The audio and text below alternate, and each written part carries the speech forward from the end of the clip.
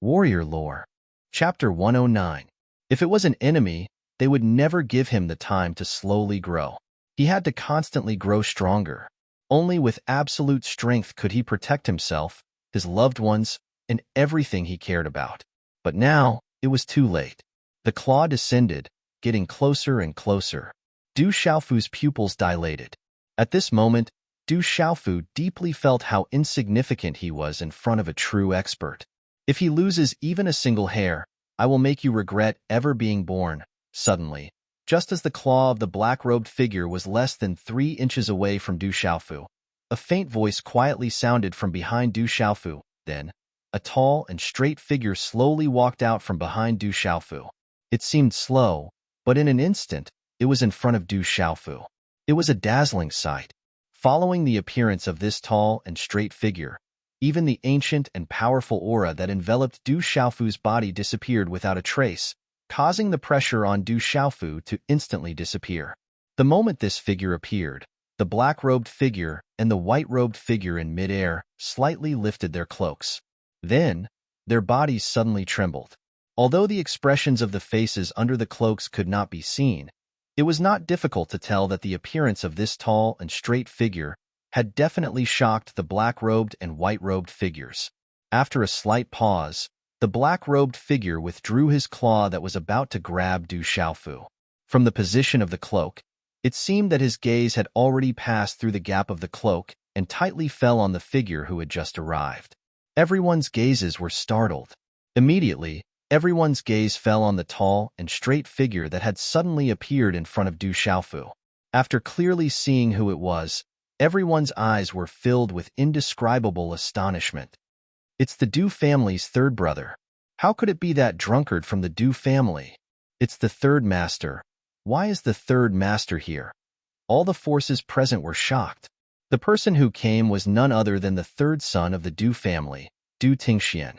In Stone City, the reputation of the third son of the Du family was comparable to that of Du Xiaofu, the foolish young master. Third brother, Du Jinwu and Du Zhixiong looked at each other. After the initial shock, their faces were filled with pleasant surprise and anticipation. Du Xiaofu hurriedly turned to the side and saw his father standing beside him when he heard the faint voice. The drunkard's father was still drunk.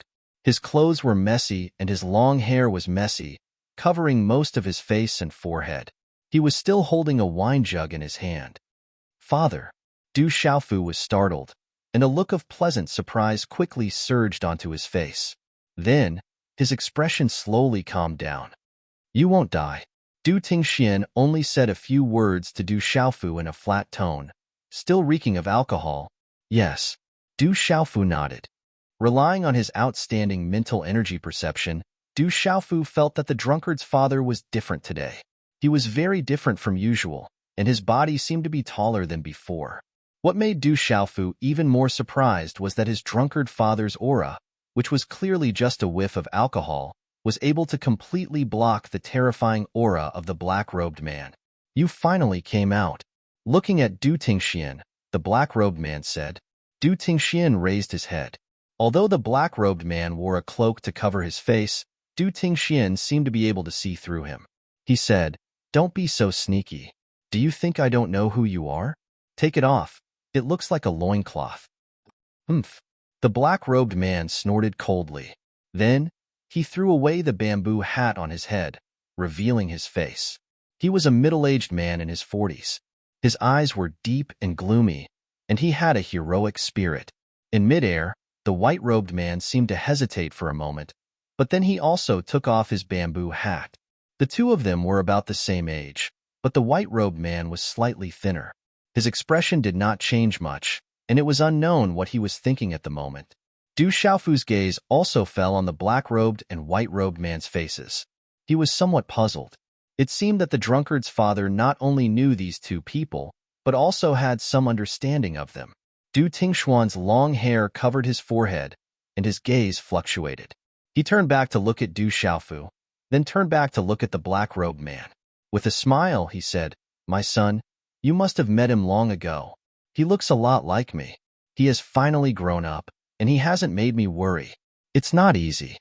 As he spoke, The corners of Du Tingxuan's mouth curled into a smile. It was obvious that his lips were very thin, and his smile was very pure.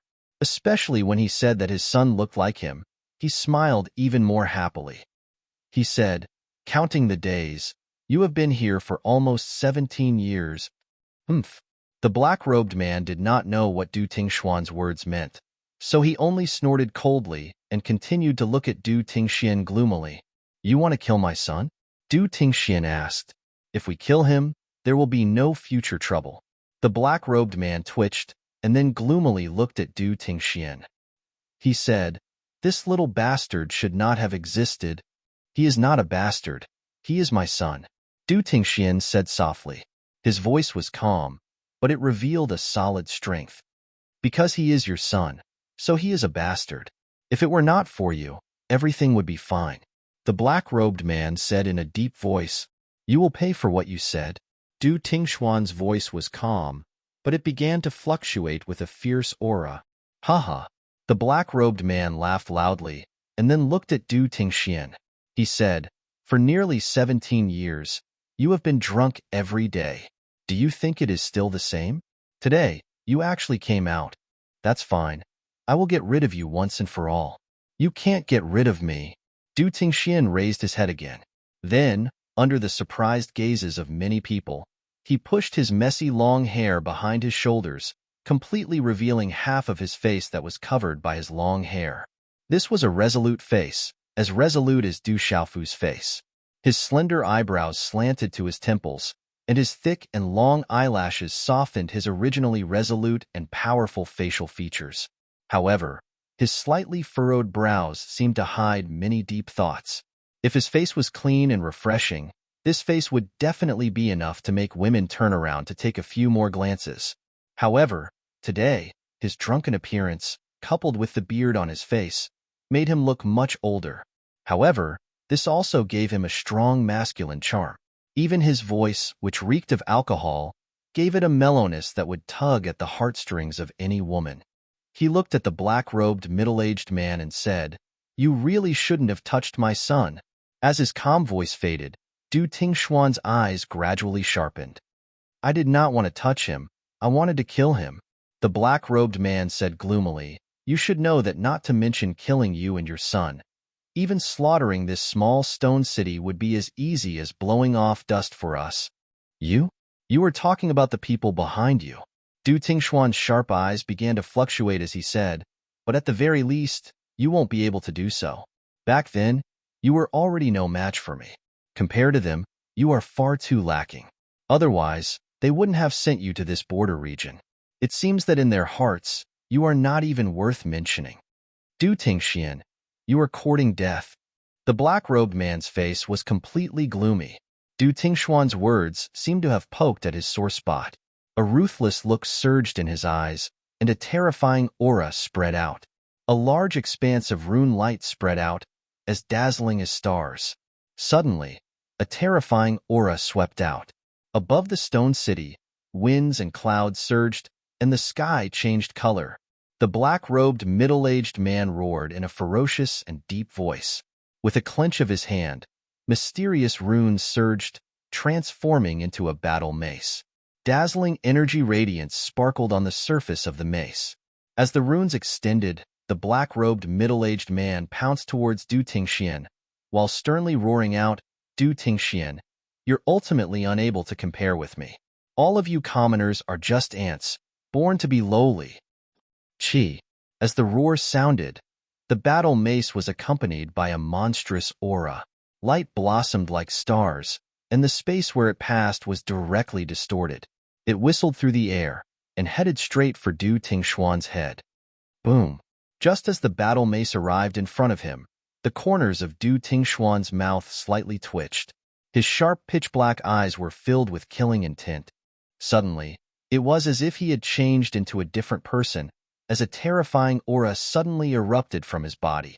At this moment, Du Tingxian was no longer the usually drunk third brother of the Du family. The terrifying aura that suddenly spread out from his body was enough to cause the sky to change color. His figure moved, and instead of advancing, he retreated. Du Tingxuan's eyes were filled with killing intent as he calmly looked at the dazzling battle mace that was rushing towards him. He did not have the slightest intention of dodging. At some point in time, mysterious runes flew out from his palm and transformed into a long spear. Lightning flickered on the long spear, and the resplendent lightning wreaked havoc in the vast sky. It was extremely terrifying and shocking. Chi. In front of the battle mace, the space exploded. However, just as the battle mace appeared less than an inch away from Du Tingxian, Du Tingxuan's figure turned into an afterimage that floated in the sky. The battle mace pierced through Du Tingxuan's afterimage, and the afterimage shattered, causing ripples in the air, which was dazzling to the eyes. The instant the battle mace penetrated Du Tingxuan's afterimage, the pores on the black-robed middle-aged man's body immediately stood up, after which his dark and solemn eyes were greatly shocked. Soon after, he saw that the tall figure, which had disappeared, had already appeared less than a meter in front of him. Chi. In his panic, the black-robed middle-aged man could only arrange a small star-like protective rune halo around his body. For nearly 17 years, if I wasn't drunk every day, how could they be at ease? But did you really think that I was drunk every day all these years? Brothers, there are still 3 hours left today, and there are only a dozen or so more flowers to reach 300. Can you help Xiaoyu reach 300? Xiaoyu, continue to write. There are more explosions today. Xiaoyu doesn't know how many explosions tomorrow, the day after, and the day after that will be, but he will do his best every day. He still has strength today, so there will be more in a while, and he will not be lazy. Chapter 110. Murderous intent filled his pitch-black eyes. The long spear in his hand trembled as lightning surrounded it. It was as if a lightning dragon was descending from the heavens. Accompanied by the flickering of lightning, it brought along a thunderous sound as it violently streaked across the sky. Roar! The thunder dragon spear easily pierced through the small, star-sized runic circle and directly plunged into the black-robed middle-aged man's chest. Rumble! At this moment, the sound of thunder resounded. Above the stone city, lightning flashed and thunder rumbled. I said before that you will pay the price. In front of me, you have no right to be arrogant. The light dimmed as Du Tingxian pulled out the lightning energy spear from the black-robed middle-aged man's chest. However, the lightning energy spear immediately turned into a mysterious rune and returned to his palm. Looking at the black-robed middle-aged man's stiff face, Du Tingxian said indifferently, "You can't touch my son, Du Tingxuan's son." His voice was extremely calm, but it was extremely sharp. Crash! Following Du Tingxuan's words, the black-robed middle-aged man's body, which was absolutely terrifying, had lightning flashing from the inside out. In the end, it turned into a bloody mist. With just one move, a terrifying expert that even the thunder demonic lion was no match for was killed by Du Tingxian. The entire scene trembled and everyone's faces changed. Du Jinwu and Du Zhixiang were also shocked. It was obvious that they did not know that their third brother's strength had reached such a terrifying level. This was no longer an ordinary expert. He had definitely reached the level of a super expert, the third brother of the Du family. In the silent surroundings, these 4 words were engraved in everyone's hearts. It turned out that the strongest expert in the Stone City was not the thunder demonic lion that had been guarding the Stone City for hundreds of years, nor was it the king's scaled demonic tiger, nor was it the recently emerged Du Xiaofu. It was Du Tingxian, the drunkard of the Du family, Du Xiaofu's father. A foolish young master and a drunkard for a father. This pair of father and son were once famous in the Stone City, and today, their names shook the entire city. It was just that today, everything had come too shocking. Goo goo. After a while, everyone sucked in a breath of cold air. Damn it. I was deceived by my old man for 16 years. Du Xiaofu looked at his drunkard father, who had already stepped into the air. After the initial shock, he quickly regained his composure, but his chest continued to rise and fall. Why aren't you making a move? Du Tingxian looked at the middle-aged man in white in front of him. The eyes in the middle of the white shirt were still filled with shock. Hearing this, he looked at Du Tingxian and said, "It's useless even if I make a move. I didn't expect that you haven't been idle all these years. We were all fooled by you. What do you plan to do? Du Tingxian asked the middle-aged man in white. Let's see if you will kill me as well, the middle-aged man in white said with a wry smile. I don't intend to kill you. Du Tingxian looked at the middle-aged man in white and said, I killed one because he wanted to kill my son. I didn't kill you because I want you to go back and tell them that you broke the promise first. Indeed, we broke the promise first. The white-clothed middle-aged man laughed bitterly. After which, he looked at Du Tingxian and said, However, forgive me for being blunt. With your current strength, I am no match for you. However, even with your current strength, you are still too insignificant before us. What can you do? Du Tingxian smiled, picked up the wine jug hanging at his waist, and took a sip. He said, I am still young, and my son is even younger. As long as we are alive, we will have a chance. A chance? The middle-aged man in white smiled faintly and said, Actually, you should know very well how small this chance is. No. Du Tingxian shook his head and said, You should also know that it's not just me and my son. If you break the promise, it won't be just me and my son. The middle-aged man in white frowned, as if he was speechless. Scram. Go back and tell them that before I am alive, they must not touch my son, unless I am dead. Du Tingxian looked at the middle-aged man in white without much courtesy. I will pass on your words. The middle-aged man in white glanced at Du Xiaofu again, then left in a flash, quickly disappearing from everyone's line of sight. After the white-clothed middle-aged man left, everyone's eyes once again landed on Du Tingxian, who was hovering at a low altitude. Du Tingxian looked down at the blood flowing like a river, his eyes fluctuating.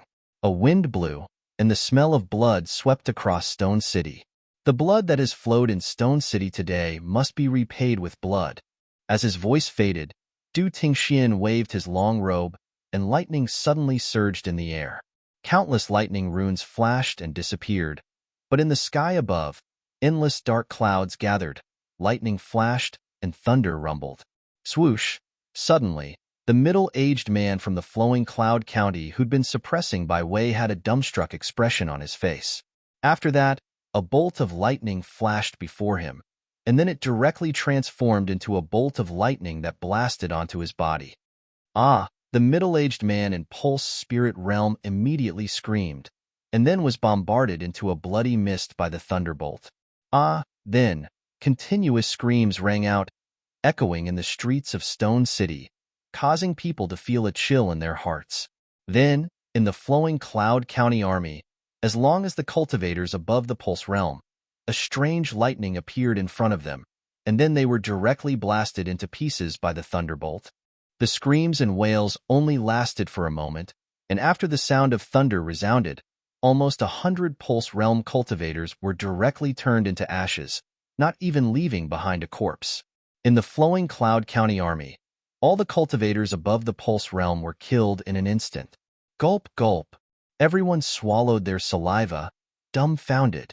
This terrifying way of killing made everyone's hair stand on end, and their hair stand on end. A bolt of lightning fell on the Thunder Lion that was still bound, turning into a lightning rune, and then directly destroyed the rune binding on the Thunder Lion's body. Roar! The Thunder Lion regained its freedom and let out a low growl. Then, the lion's eyes looked at Du Tingxian and said, I didn't expect your cultivation to have reached such a level. You are indeed the one with the strongest talent I have ever seen in Stone City. Back then, I still owed you a favor. The sharpness in Du Tingxuan's eyes faded a lot, and he smiled as he looked at the Thunder Lion. Back then, you snuck into the Yi family, wanting to sneak into the lightning pool, but you didn't know that the lightning pool only opens once every 3 years. The Thunder Lion shook its majestic body and also smiled. However, you gave me a drop of essence blood and kept it a secret for me, so I owe you a favor. Unfortunately, I have been busy all these years, so I haven't been able to pay you back. There was an apologetic expression in Du Tingxuan's eyes. It was precisely because of that drop of lightning monstrous lion's blood essence from back then that he had obtained many benefits in his journey of cultivation. However, that favor was something that he had never been able to repay in all these years. Your son paid it back for you, and the interest was not small. The Thunder Lion smiled. That's right, he is my son. Du Tingxian slightly smiled, and then the surrounding figure fluctuated, and he mysteriously disappeared in midair. Roar. Looking at Du Tingxuan's disappearing figure, the Thunder Lion roared, and then loudly said, "Those who left behind a blood debt in Stone City, blood debt must be paid with blood. Leave no one alive. Kill." Shocking murderous aura swept through the sky, and within Stone City, there was a massacre. There were no more experts in the flowing Cloud County army, and it was difficult for them to fight against Stone City. What awaited them was a massacre by the people of Stone City. Blood debt must be paid with blood, and the massacre continued until dusk. On the streets of Stone City, blood flowed like rivers, and corpses were everywhere. Du Xiaofu left the king's scaled demonic tiger on the battlefield, but he did not participate in the final massacre. Already exhausted, it was difficult for him to even walk. In the end, Du Xiaofu was supported by his cousin, Du Shui, back to the Du family. Du Hao, Du Gue, Du Yin, Du Yu and the other juniors had also been killing the enemies. Each of them was covered in blood, and their eyes were red. Facing the enemy, they did not lose any face for the Du family. Fui Bai was still digging out the ant nest. When he saw Du Xiaofu return, his expression was not good. He unwillingly raised his head and said, "Big brother, let's have another bet, okay? Whoever stares at the ant nest the longest wins. If you lose, you will have to call me Big Brother in the future." Not interested. Du Xiaofu was not interested. He needed to immediately adjust his breathing. "Don't go, otherwise, we can wait until your injuries are better," Fui Bai loudly said. All these years, what he wanted to do the most was to win back his original bet. He absolutely could not lose. He had never lost before. After returning to the courtyard, Du Xiaofu did not see his drunkard father, so he went back to his room. Du Xiaofu called out to Zhen Qingchun in the small pagoda, but he did not hear any response from Zhen Qingchun. In the end, he sat cross-legged on his bed and began to adjust his breathing. At night, no one slept in Stone City. The bloody battle during the day was still lingering in everyone's mind. Overnight, all the major families and forces in Stone City tidied up the corpses of their family members. Looking at the corpses of their friends and family members, there were endless cries of grief and indignation. The sound of sobbing lingered in the air above Stone City for a long time, making people feel unbearable grief. 3 days later, Du Xiaofu finally stopped cultivating in his room. Phew! After exhaling a mouthful of turbid air, the faint golden light in his eyes receded. Du Xiaofu's pale face regained some color, but it was not difficult to see that he had not fully recovered from the fluctuations in his aura. "Brother Qingchun." Du Xiaofu took out the small pagoda and poured his Xian Qi into it. However, there was no reaction from the small pagoda at this moment. This made Du Xiaofu's heart tighten as he began to truly worry. Although he had never paid much attention to Zhen Qingchun, Du Xiaofu had long since considered Zhen Qingchun as his big brother. Zhen Qingchun's guidance made Du Xiaofu feel grateful. His primordial spirit has been exhausted to the extreme, so he should have fallen into a deep slumber. Nothing will happen to him. A faint voice was heard as a tall figure appeared in Du Xiaofu's room. 10:00 p.m. Today's update is complete. Brothers, please rest early after you have contributed flowers, recommended coffee, etc. Tomorrow, shall you continue to work hard. Once again, I would like to thank the brothers for sending the flowers over 300. Chapter 111. Du Xiaofu raised his head, looking at the tall figure who had entered noiselessly before him.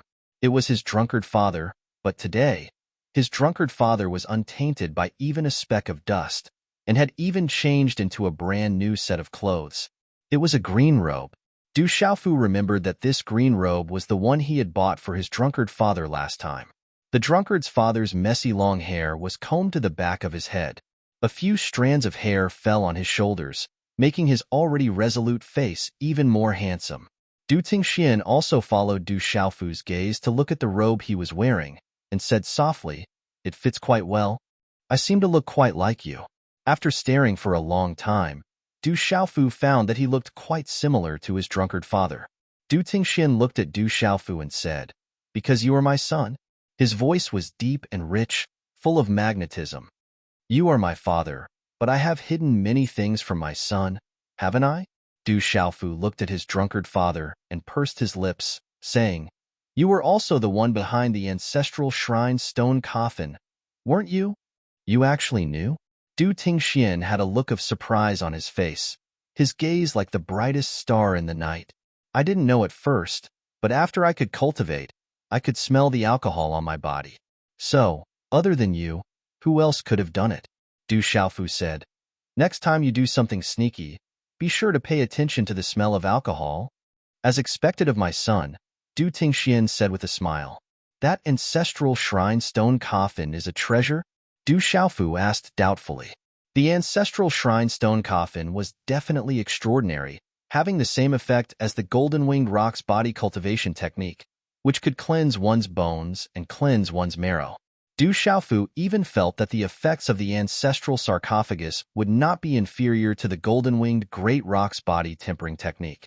He had practiced the golden-winged great pongbird's body tempering technique, so he had been able to reach the first level of the golden feather tempering technique very quickly. If not for the stone coffin in the ancestral temple that had cleansed his bones and cleansed his marrow, he would not have been able to reach the second level of the body tempering technique so quickly. "It should be, but I don't know what it is. I accidentally discovered its use. It's an ancestral item. Those elders respect it very much and don't allow it to be touched." Du Tingxian smiled. Du Xiaofu's eyes moved slightly. It seemed that his drunkard father had accidentally discovered the function of the ancestral shrine sarcophagus and did not know the origin of the sarcophagus. "Brother Qingchun will be fine, right?" Du Xiaofu looked back at the small tower in his hand, feeling nervous again. "He is very strong, but his primordial spirit is very weak. If he recovers a little more, he will be able to discover me. Or perhaps he has already discovered me." Du Tingxuan's eyebrows moved slightly, and then he said to Du Xiaofu, "His primordial spirit has been consumed too much. I'm afraid it will take some time for him to wake up." "How long will it take?" Du Xiaofu was a little anxious. He hoped that Zhen Qingchun would wake up sooner. Not only did he have to wait to learn glyph arrays, but more importantly, Zhen Qingchun was his sworn brother. "I don't know. Maybe 1 or 2 years, maybe 3 or 5 years, or even longer," Du Tingxian said. Du Xiaofu frowned and said, "Will it take that long?" "If you have the chance in the future, you can find some spirit herbs that can help recover the primordial spirit. This way, he will be able to recover faster." Du Tingxian looked at the small tower in Du Xiaofu's hand and said, "I don't know the details. I don't know much about those annoying spirit glyph masters." "I am also a spirit glyph master." Du Xiaofu frowned. His drunkard father didn't seem to like spirit glyph masters, but he was also a spirit glyph master now. "You are also my son. Moreover, you are a martial cultivator first." Du Tingxian looked at Du Xiaofu indifferently, and then said, "Don't you have anything to ask?" "Yes." Du Xiaofu nodded, looked at his drunkard father, and said, "If you don't tell me, what's the point of asking?" "If you don't ask, then what should I say?" Du Tingxian said, "Even if I ask, you might not tell me." Du Xiaofu said. Du Tingxian said, "If you ask, then it's your business. But if I don't tell you, then it's my business." Du Xiaofu looked at his drunkard father and frowned fiercely. Finally, he said, "Sometimes I really envy you." "What do you envy me for?" Du Tingxian was somewhat curious. "I envy you for having a son like me. I envy you for being able to be my father." Du Tingxian said, "What's there to envy? Many people envy me, but they definitely don't envy you for being my son." As his voice fell, Du Tingxian looked at Du Xiaofu, his gaze fluctuating, and said, "Actually, I also didn't expect that you could actually cultivate. I worked hard for 10 years, but I was treated as a fool for 10 years. Du Xiaofu curled his lips and said, "Fortune favors fools." Du shouting seemed to be implying something, and then he said, "Do you want to know everything?" "Yes." Du Xiaofu's eyes suddenly lit up, and immediately, his eyes surged with vigor. "Once you know, your future path will be full of difficulties." Du Tingxian looked at Du Xiaofu seriously and said, "Dying with a clear understanding is better than dying without knowing anything." Du Xiaofu said, "Follow me." After a moment, Du Tingxin nodded and walked out of the room. Du Xiaofu put away the small pagoda in his chinkuan bag and followed behind his drunkard father. The inky blue sky seemed to have been cleansed by clear water. It was fresh and clean, both gentle and solemn. Following his drunkard father, Du Xiaofu arrived at the depths of the mountain range behind the Du family's residence. It was even further than the place where he usually cultivated in the back mountain. This was a mountain peak. Looking up from below, the mountain peaks were very complicated, majestic, and strange. However, when Du Xiaofu reached the top of the mountain, he found that the mountain peak not far away was even more majestic. This made Du Xiaofu feel touched. When people were at the foot of a mountain, they would often sigh that the mountain was too high to reach. However, at this moment, the mountain quietly revealed to you that many people were leisurely descending from its peak. "You didn't bring me here to climb the mountain, right?" Du Xiaofu looked at the mountain range in the distance, then raised his head and looked at his drunkard father. "Nope." As the low and deep magnetic voice fell, Du Shouting formed a seal with his hands, and a rune light gushed out from between his eyebrows, bursting out with a dazzling light. It was like the bright moon, but also like the morning dew, flickering indeterminately. It carried a terrifying fluctuation and an incomparable aura that intertwined with each other. Walala! Then, Du Xiaofu found that the rune between his drunkard father's eyebrows was dazzling, as if it was pulling open a painting of the void. A large amount of rune light fluctuated, causing the space to creak. It was obscure and mysterious, and it circulated with an illusory and real light. It was very mysterious. In the end, it enveloped Du Xiaofu, and some runes also rushed into Du Xiaofu's mind. Suddenly, Du Xiaofu felt a sharp pain in his mind. Then, he seemed to have entered a dreamland, an exceptionally vivid dreamland. There was a mountain range that rose and fell in a circle. The peaks were like the outline of a city, verdant and steep, covered by clouds and fog. The vast mountain range was filled with an ancient aura, as if this place had existed for an unknown number of years. Roar! Ao! On the terrain of a precipitous cliff, there were many fierce birds and ferocious beasts. There was a fierce Qiongqi that looked like a cow and sounded like a dog. There were also beasts that looked like a horse, with a white body and a black tail. They had a horn on their head, tiger fangs, and tiger claws. They ate tigers and leopards, fought gods, and sounded like a drum. There were many birds that flapped their wings and circled low in the sky. There was a bird that looked like a crow, with 3 heads and 6 tails, and was called a swanee. There was also a bird that looked like a zhai, with 5 colors, and was called a luan. The numerous ferocious beasts roared like thunder, and their entire bodies emitted a terrifying aura. The sounds of the ferocious birds that flew low in the sky could pierce through metal and split rocks. Their bodies were like dark clouds that pressed down, and their auras caused one's heart to tremble. The aura of the ferocious birds and ferocious beasts spread out, causing the depths of the vast mountain range to become silent. Countless birds and beasts lay dormant, and their bodies trembled without end. If any one of these ferocious birds and ferocious beasts appeared in the outside world, it would probably be sufficient to cause the heavens and the earth to tremble. Any one of these ferocious birds and ferocious beasts was an existence that was revered by millions of people in the outside world, and at this moment, they seemed to have been tamed by someone. Above the cliffs, numerous stars descended from low in the sky. If one looked carefully, one would realize that they were numerous figures that stood in the sky. The aura that spread out from their bodies was like a halo of light, and they were like stars. There were several terrifying figures in the middle. The halos around their bodies were like dazzling suns, causing one to be unable to look directly at them. It caused the entire vast mountain range to sparkle with light, and it was as if a god had descended to the world. Such a terrifying aura and momentum shook the heavens. The visual impact was like that of a legend, and it was enough to leave behind countless legends for the future generations. Ao Tong, hand over the demon that shouldn't exist in your embrace. Otherwise, the clan's rules will be merciless.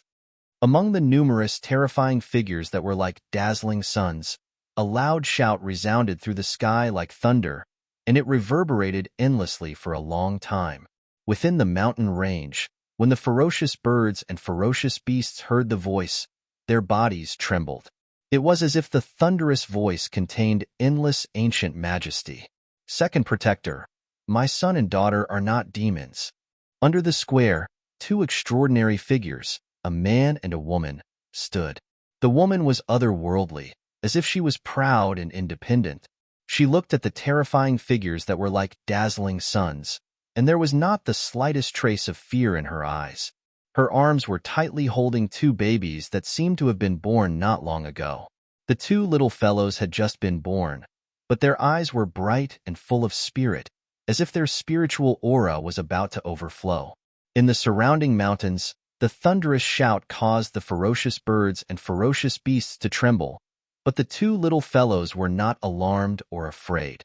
The little fellow on the left, who was held in the arms of the otherworldly woman, stuffed his little finger into his pink and tender mouth and sucked.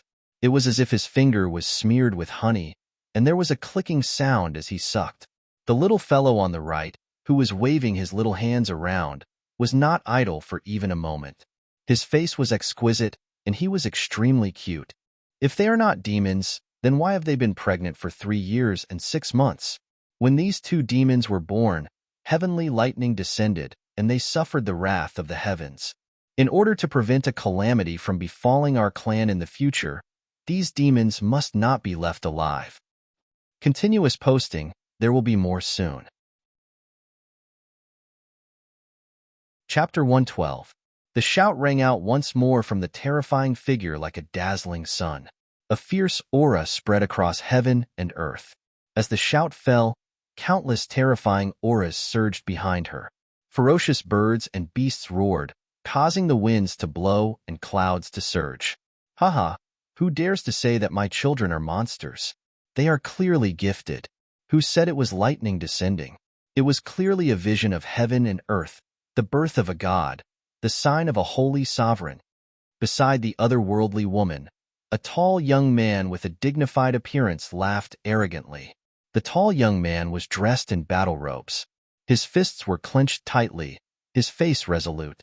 His eyes emitted cold stars, his curved eyebrows were painted, his chest was broad, and his battle robes fluttered in the wind. He had an awe-inspiring presence that even 10,000 men could not match. He shouted, "If you want to touch my children, then you will have to ask if the thunder dragon in my hands agrees." As his voice fell, the tall young man stabbed a long spear into the ground in his palm. Lightning faintly appeared on the spear, and rumbling thunder resounded through the sky. Du Tingxian, today I will deal with you as well. Everything started because of you. The three of you, father and son, should not exist in this world. Kill them. The thunderous shout rang out, cold and indifferent. As the shout rang out, several star-like figures swept out from behind him, the divine weapons in their hands pouncing forward. Aodong, take good care of Xiaofu and Xiaojing. Du Tingshuan's words were dignified, his aura soaring. As his voice fell, the star-like figures had already arrived in front of him, and a vast aura came crashing down. You want to touch me, Du Tingxian, with just the few of you? Scram. Du Tingxian leaped into the air, his shout like thunder. His body in the air was like a heaven-shaking lion descending from the clouds, or a mythical beast descending to the throne. Holding the lightning spear, his battle robes fluttered. What a god of war descending to the world. Rumble. The long spear in Du Tingshuan's hand danced with the long spear. Runes flashed like lightning, and thunder clouds gathered in the sky. Sonic booms were like thunder. Those few star-like figures were all sent flying after a few rounds. Blood spurted out from their mouths, and their bodies were drenched in blood. The star-like halos dimmed, and the mysterious runes on their talismans collapsed. They fell to the ground in a sorry state, causing the earth to shake and the mountains to shake. Their eyes were filled with shock. Yuya, the two little ones in the arms of the otherworldly woman, seemed to have seen their father show his invincible power. They were so excited that they danced and squeaked. However, the otherworldly woman looked at the two little fellows in her arms and frowned. Her beautiful face was solemn. Du Tingxian, What a pity that you're not qualified to challenge us." A figure that was like a dazzling sun flashed out with dazzling light and monstrous talisman markings. An enormous ancient beast shadow soared into the sky and pounced out. It opened its savage mouth that was capable of biting space apart, and it instantly bit towards Du Shouting as if it wanted to tear Du Shouting into pieces. "So what? Whoever dares to touch my wife and children will have to step over my dead body first." Du Tingxian stepped into the sky and stood alone like a tall mountain. He spat a mouthful of blood essence on the thunder dragon in his hand. Suddenly, the mysterious runes on the thunder dragon flickered. Roar! Thunder rumbled and thunderclouds rolled. The long spear then transformed into an enormous real thunder dragon. Its power was overwhelming. It roared like thunder and instantly collided with the enormous ancient beast shadow. Boom! The heaven and earth trembled, and the surrounding mountains exploded one after another. Huge rocks and trees soared into the sky and then turned into dust in the terrifying energy. Ding ding! The figure that was like a dazzling sun in the sky suddenly staggered backward. The dazzling halo dimmed a lot, and an old figure appeared. He was covered in dust, and his eyes were also filled with disbelief. He did not expect that Du Tingxuan's cultivation was far inferior to his, but at this moment, he actually burst out with such terrifying strength. He was indeed worthy of being called a genius. Could it be that the thought of protecting his wife and children allowed him to burst out with such terrifying strength? The Thunder Dragon is a treasure. It is not worthy to fall into the hands of an ordinary person like you. Today, I will take it. The dazzling figure that was like a dazzling sun in the middle began to move. He threw out a circle of prayer beads. Sacred light appeared on the prayer beads, and mysterious runes lingered around them.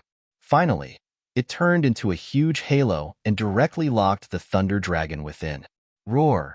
The Thunder Dragon roared, but the sacred runes on the halo tightened, and it was unable to break free. In the end, it turned back into a long spear, and the luster on its body dimmed. The figure that was like a dazzling sun appeared in front of Du Tingxian. A palm print that was like a Buddha's palm fell. Sacred runes were emitted, and a vast and majestic aura soared into the sky and immediately enveloped Du Tingxian. "Break for me!" Du Tingxian roared. His battle robe fluttered, and his aura shook the heavens. Blood dripped from the corner of his mouth, and it seemed that he had already put his life on the line. The corners of his eyes were bulging, and tears of blood dripped down his battle robe. A fist print, accompanied by the sound of thunder, fiercely collided with the huge palm print. "You're just an ordinary person. In the end, you can't enter the palace. Break!" As the thunderous roar faded, the sacred runes on the huge palm print wrapped around the fist print and dissipated it. The final terrifying remnant force fell directly on Du Tingxuan's chest. "Poochie!" Du Tingxian responded and spat out a mouthful of dark red blood. The runes that lingered on his battle robe were shattered, and his body fell to the ground from a low altitude. Shouting, the otherworldly woman was shocked, and her delicate voice rang out. At the same time, several sun-like figures instantly appeared beside the woman who was dusting. Several terrifying auras erupted, and the light was dazzling, and the runes were monstrous. If it was before she gave birth, with her talent, she might not be afraid of these experts of the clan. However, she had just given birth and was at her weakest. At this moment, she did not have much strength to fight. Bang! In a short confrontation, the otherworldly woman could not withstand the strength of numbers, and she was carrying 2 babies. In an instant, she was hit by a palm. The little guy in her left arm was also sucked away by a huge force and fell into a circle of light like the sun. The otherworldly woman's face turned pale with fright. She tightly held the other baby in her arms, who was almost sucked away, and hissed, "Let go of my son," shouting, "Quickly save Xiaofu. Those who touch my wife and child will die." It was unknown when Long Xiaofu had crawled up and leapt out like a bolt of lightning. He spat out a mouthful of blood and used a secret technique to transform into a bolt of lightning that directly bombarded the dazzling figure. It shattered the dazzling halo and turned into rays of light that spread out in all directions like a firework. Chilala. The figure inside was directly blasted away, and blood spurted out from the light. Chi. The little guy immediately fell into Du Tingxuan's arms. Such an earth-shattering and tragic battle did not cause the little guy to show the slightest bit of fear or panic. Instead, his eyes were clear and bright, and he looked at his father with his lively eyes. His little hands were still dancing, and he seemed extremely excited, as if he wanted to follow his father into battle. Xiaofu, with father here, you will be fine.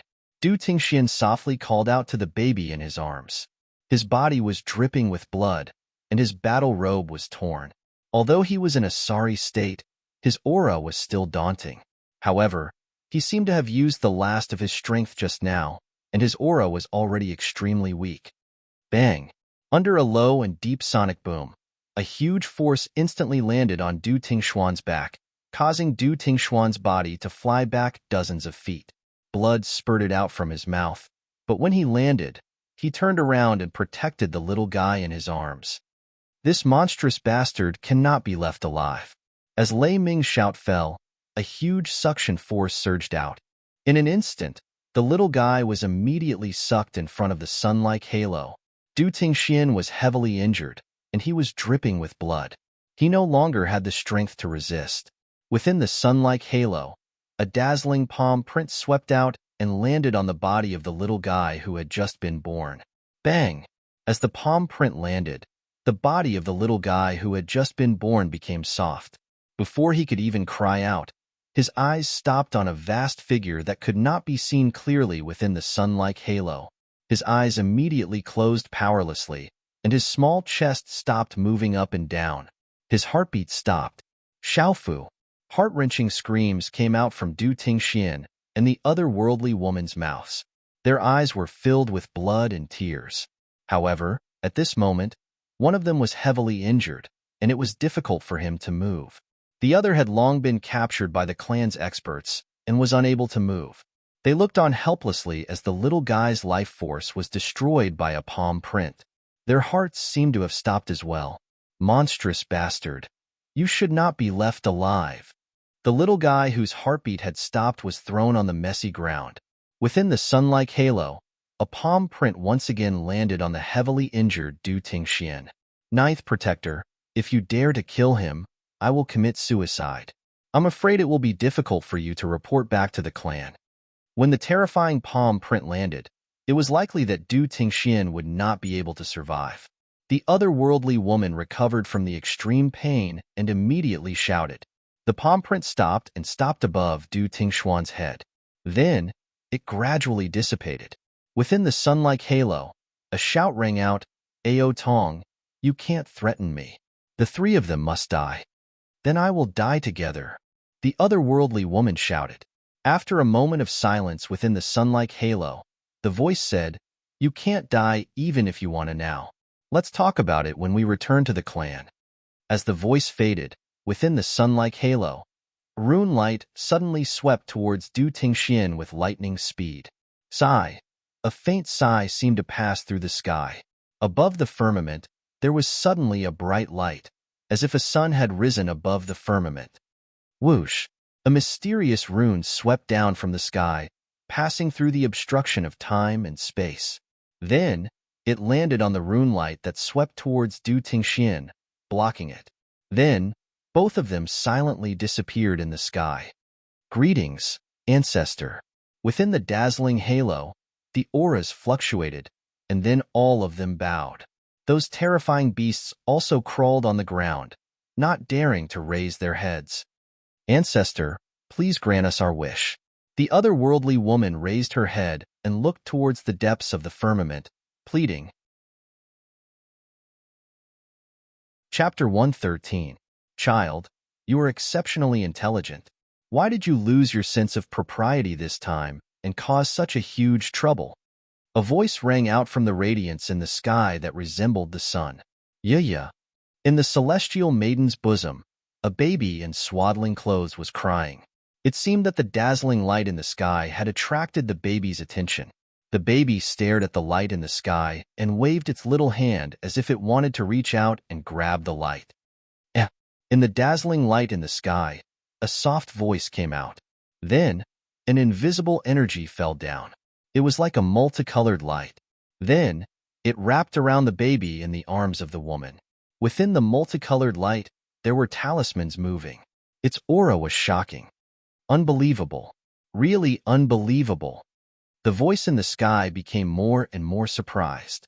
Then, a multicolored light came down and landed on the baby whose heart had stopped beating. The talismans wrapped around the baby. Finally, the light disappeared and the voice came out again. The girl is gifted. She was born a holy sovereign. The boy was born with an incomplete martial vein. He was born mediocre. However, he was lucky. He still had a chance to live. Gifted. She was born a holy sovereign.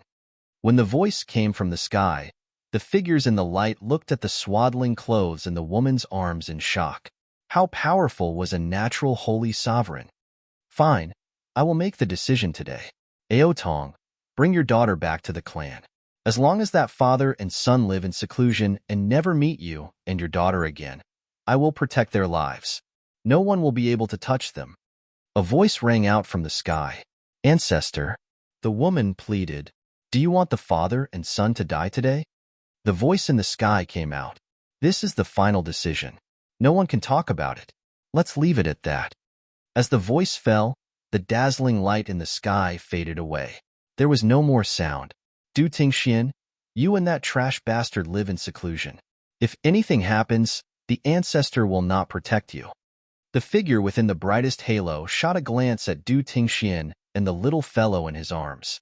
There was no pity in his eyes, only a look of superiority and disdain. Roar, roar. Ao. One by one, the godlike figures left on ferocious birds and beasts. The otherworldly woman looked back at Du Tingxian, who was kneeling beside the little guy with tears all over his face. Tears streamed down her delicate face, but she had no choice but to gradually disappear into the distant sky. After these figures left, only after a long time did the birds and beasts in the mountains dare to move. Only then did sounds come from the vast and silent mountains. Xiaofu. Du Tingxian hugged the soft little fellow tightly in his arms and kept shouting. Even when he injected his profound qi into it, it was to no avail. 2 hours later, the little guy in the swaddling clothes had a deathly pale complexion. His chest had stopped moving, and the last trace of breath had disappeared. Xiaofu. Du Tingxuan's eyes glazed over as he stared at the baby in swaddling clothes. Time gradually passed, and night fell. The bright moon hung high in the sky. On the mountain peak, Du Tingxuan's figure was still holding the little fellow in his arms. He stood motionless until late at night. Rumble. Suddenly, high up in the sky, a fierce thunder sounded out of nowhere. Suddenly, the sky changed color. Thick, dark clouds covered the sky, mixed with lightning and thunder. The flickering curtain of night was as bright as day. Heaven and earth suddenly darkened, and the ground shook. In the mountains, the tides of the rivers rose and fell. The fierce thunder on a clear day resounded in the sky for a long time. In this side of the mountains, tens of thousands of beasts were galloping and roaring, worshipping the sky. They were inexplicably terrified. Boom! Above the sky, an ancient energy fell from the sky. The majestic aura was oppressive. The energy was ancient and wild, as if it had passed through the shackles of time and space, and then fell on the little fellow in Du Tingxuan's arms. Rumble. The whole world seemed to be awakened at this moment. The earth trembled and roared, rolling from afar, as if tens of thousands of beasts were galloping. Huge cracks appeared in the endless mountain range. The towering trees collapsed one after another, the mountains shattered, and the abyss shifted. Divine thunder of the heavenly generals, the heavenly might descends, a vision of heaven and earth. Xiaofu. Du Tingxian was shocked. Under the heavenly might, his body trembled. Holding the little fellow in his arms, he welcomed the baptism of the energy that had passed through the shackles of time and space. His eyes trembled with reverence. Under the envelopment of the energy that fell from the sky, the little fellow in swaddling clothes, whose little chest had already stopped moving, suddenly trembled. It actually recovered some weak fluctuations. Then, It opened its mouth and spat out a mouthful of dark red blood. It actually began to cry loudly. Wah wah. The little fellow cried loudly. Although the cry was weak, it was like a great bell that resounded. On the peak of the mountain behind the Du family, Du Xiaofu's ears were filled with the sound of the great bell. Hot tears rolled down from his eyes. He clenched his fists, and his chest rose and fell violently. Du Xiaofu saw everything in the dream with his own eyes. His chest rose and fell, and his eyes became blurry. His heart was filled with sadness, bitterness, anger, and emotions. Du Tingxian walked over to Du Xiaofu and gently patted his son's shoulder. He did not say anything, and only suppressed his own emotions. His eyes were filled with tears and bitterness. Perhaps as a father, he did not want his son to see his powerless side. "Father, that's my mother, right?" Du Xiaofu raised his head and looked at his father. He had always suspected that what his father told him about his mother was fake. Yes. Du Tingxian nodded. "I have an elder sister or younger sister." In that vivid dream, there was a baby girl. Du Xiaofu could clearly feel that the baby girl was connected to him by blood. "Your younger sister was born 2 hours later than you. You are Xiaofu, and she is Xiaojing," Du Tingxian said. Finally, his eyes could not help but tremble, and then hot tears rolled down from his eyes. How strong are those people? Du Xiaofu looked at his father with red eyes and clenched fists. Du Tingxian raised his head and looked at the sky. "Very, very strong. One day, I will overturn them. I want to see my mother and sister." Du Xiaofu clenched his fists, and his nails dug into his palms. Faint golden blood flowed from his palms. "I want to, but they are very strong. Now that they have come to our door, I'm afraid they will continue to come." "Are you afraid?" Du Tingxian turned around and looked at his son. "No, I will work hard to become stronger.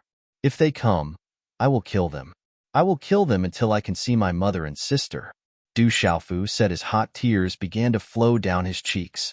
In that realistic dream, when he saw his mother's heart-wrenching cries and struggles, Du Xiaofu's heart ached. "In the past, I brought you to stay in Stone City, but now, I want you to leave Stone City to train and become stronger," Du Tingxian said to his son. "Otherwise, the two of us will not be able to do anything to them." "What about you? Are we going together?" Du Xiaofu asked. "I have my own place to go. I can't stay by your side anymore. In the Savage Beast Mountain Range, I have been following behind you. I know about the golden-winged rock and the purple flame demonic phoenix. But that beautiful woman is too strong. She has no intention of harming you. Instead, she is teaching you. So, I did not show up, but she must know that I am here." Du Tingxian looked at his son and said, as a father, he should be a mountain protecting his son. But he knew that he had more important things to do now. "I am not the same as before." Du Xiaofu nodded. All these years, he knew that his drunkard father seemed to be muddle-headed, but in reality, he was like a mountain protecting him. "You want to see your mother and sister. So, you have to become stronger." Du Tingxian looked at Du Xiaofu and smiled faintly. However, within that smile, there was a trace of sadness in his heart as he said, "As for me, for the sake of my woman and daughter, it's time for me to step out. I suddenly feel that I am envious of myself. I am envious that I have a father like you." Du Xiaofu looked at his drunkard father. When he was young, he felt sad when he saw other people's children having a warm family. At this moment, Du Xiaofu knew that his father had swept away all the enemies for his wife and daughter. He was overbearing and fierce. As his son, he was proud of it. "You are also not bad. I believe that you will not disappoint your mother and sister." Du Tingxian patted his son's shoulder and said, "What is an innate saint?" Du Xiaofu raised his head and asked, "Is my sister an innate saint?" An innate saint is the most terrifying talent in the world. Any one of them is enough to make the world tremble and all the races submit to them. Du Tingxian said. His gaze slightly trembled. Then, he looked at Du Xiaofu and said, "You have to work hard. Otherwise, when you see your sister, you will lose a lot of face. No matter how strong the little girl is, I am still her brother. Would she dare to hit me?" Du Xiaofu smiled. He was thinking about his twin sister, who he didn't know where she was at this moment. Would she look exactly like him? Would she not know that she had an older brother in this world? Du Tingxian didn't say anything else. The father and son quietly stood on the mountain peak and looked at the distant sky. At this moment, the father and son were very close. The father and son chatted for a long time. From his drunkard father, Du Xiaofu learned that after he survived the calamity, he returned to Stone City and grew up in the Du family. In fact, his drunkard father already knew that he had a trash martial vein. However, his uncles didn't know what happened to his drunkard father outside. It was said that his drunkard father had stayed in the Stone Dragon Empire. As for what he did in the Stone Dragon Empire, Du Xiaofu didn't hear about it. His drunkard father also didn't mention much about the empire. Little you, continue writing. Also, I would like to appeal to all the brothers who are reading the pirated version. Only by reading the original version can you support Little U's reading. If you have the conditions, please support the original version. At most, a few yuan a month. Thank you in advance. Chapter 114. 3 days later, Du Xiaofu was meditating when he was called to the hall by his uncle. It turned out to be Yi Baolin, Yi Zijin, Bai Jiru, Bai Cai, and the others. Even Yi Guang and Bai Wei were among them. However, these two Meridian Spirit Realm cultivators were extremely courteous in front of Du Xiaofu. They didn't put on airs at all. What? You want me to be the city lord? When Du Xiaofu learned of their intentions, he was so shocked that his mouth formed a circle. He shook his head without any hesitation and said, "You should find someone else. I can't be the city lord." No matter how Yi Baolin and Yi Guang tried to persuade him, Du Xiaofu was not interested. In the end, when everyone knew that Du Xiaofu really didn't want to be the city lord, Yi Zijin thought of a way to let her father, Yi Baolin, continue to be the city lord of Stone City, but Du Xiaofu would be the vice city lord. Normally, he wouldn't have to do anything. It was hard to refuse, so Du Xiaofu had no choice but to nod and agree. Anyway, he didn't have to do anything, so it didn't matter if he had a title. Then, the three families discussed the matters in the city. Du Xiaofu could only stay on the side, bored. Knowing that everything in the city had been restored, Du Xiaofu was relieved. However, when he learned that the three families and other forces had lost no less than 2,000 people, he was secretly sad and grieved. After the Yi family and the Bai family left, Du Xiaofu mentioned to his uncles that he might leave Stone City to train. Unexpectedly, Du Jinwu and Du Zhixiong didn't object at all. Instead, they were extremely supportive. However, they told Du Xiaofu to be careful outside. "Xiaofu, your eldest sister is currently in the Stone Dragon Empire's Tianwu Academy. Your second brother is in the Lanling Prefecture. He seems to be working in a gang called the Star Dragon Gang. If you have the chance, you can go and see them. They haven't been home for several years," Du Zhixiong said to Du Xiaofu. Du Xiaofu nodded. His eldest sister was his eldest uncle's daughter, and his second brother was his second uncle's son. Du Xiaofu still remembered how his eldest sister and second brother took care of him. They didn't alienate him because of his reputation as a foolish young master. They even often warned Du Hao and the others that if they dared to bully him, they would break their legs. It was a pity that his eldest sister and second brother weren't home often. Thinking about his eldest sister and second brother, Du Xiaofu couldn't help but smile. At that time, the one that Du Hao and the others were most afraid of was not his second brother, but his eldest sister.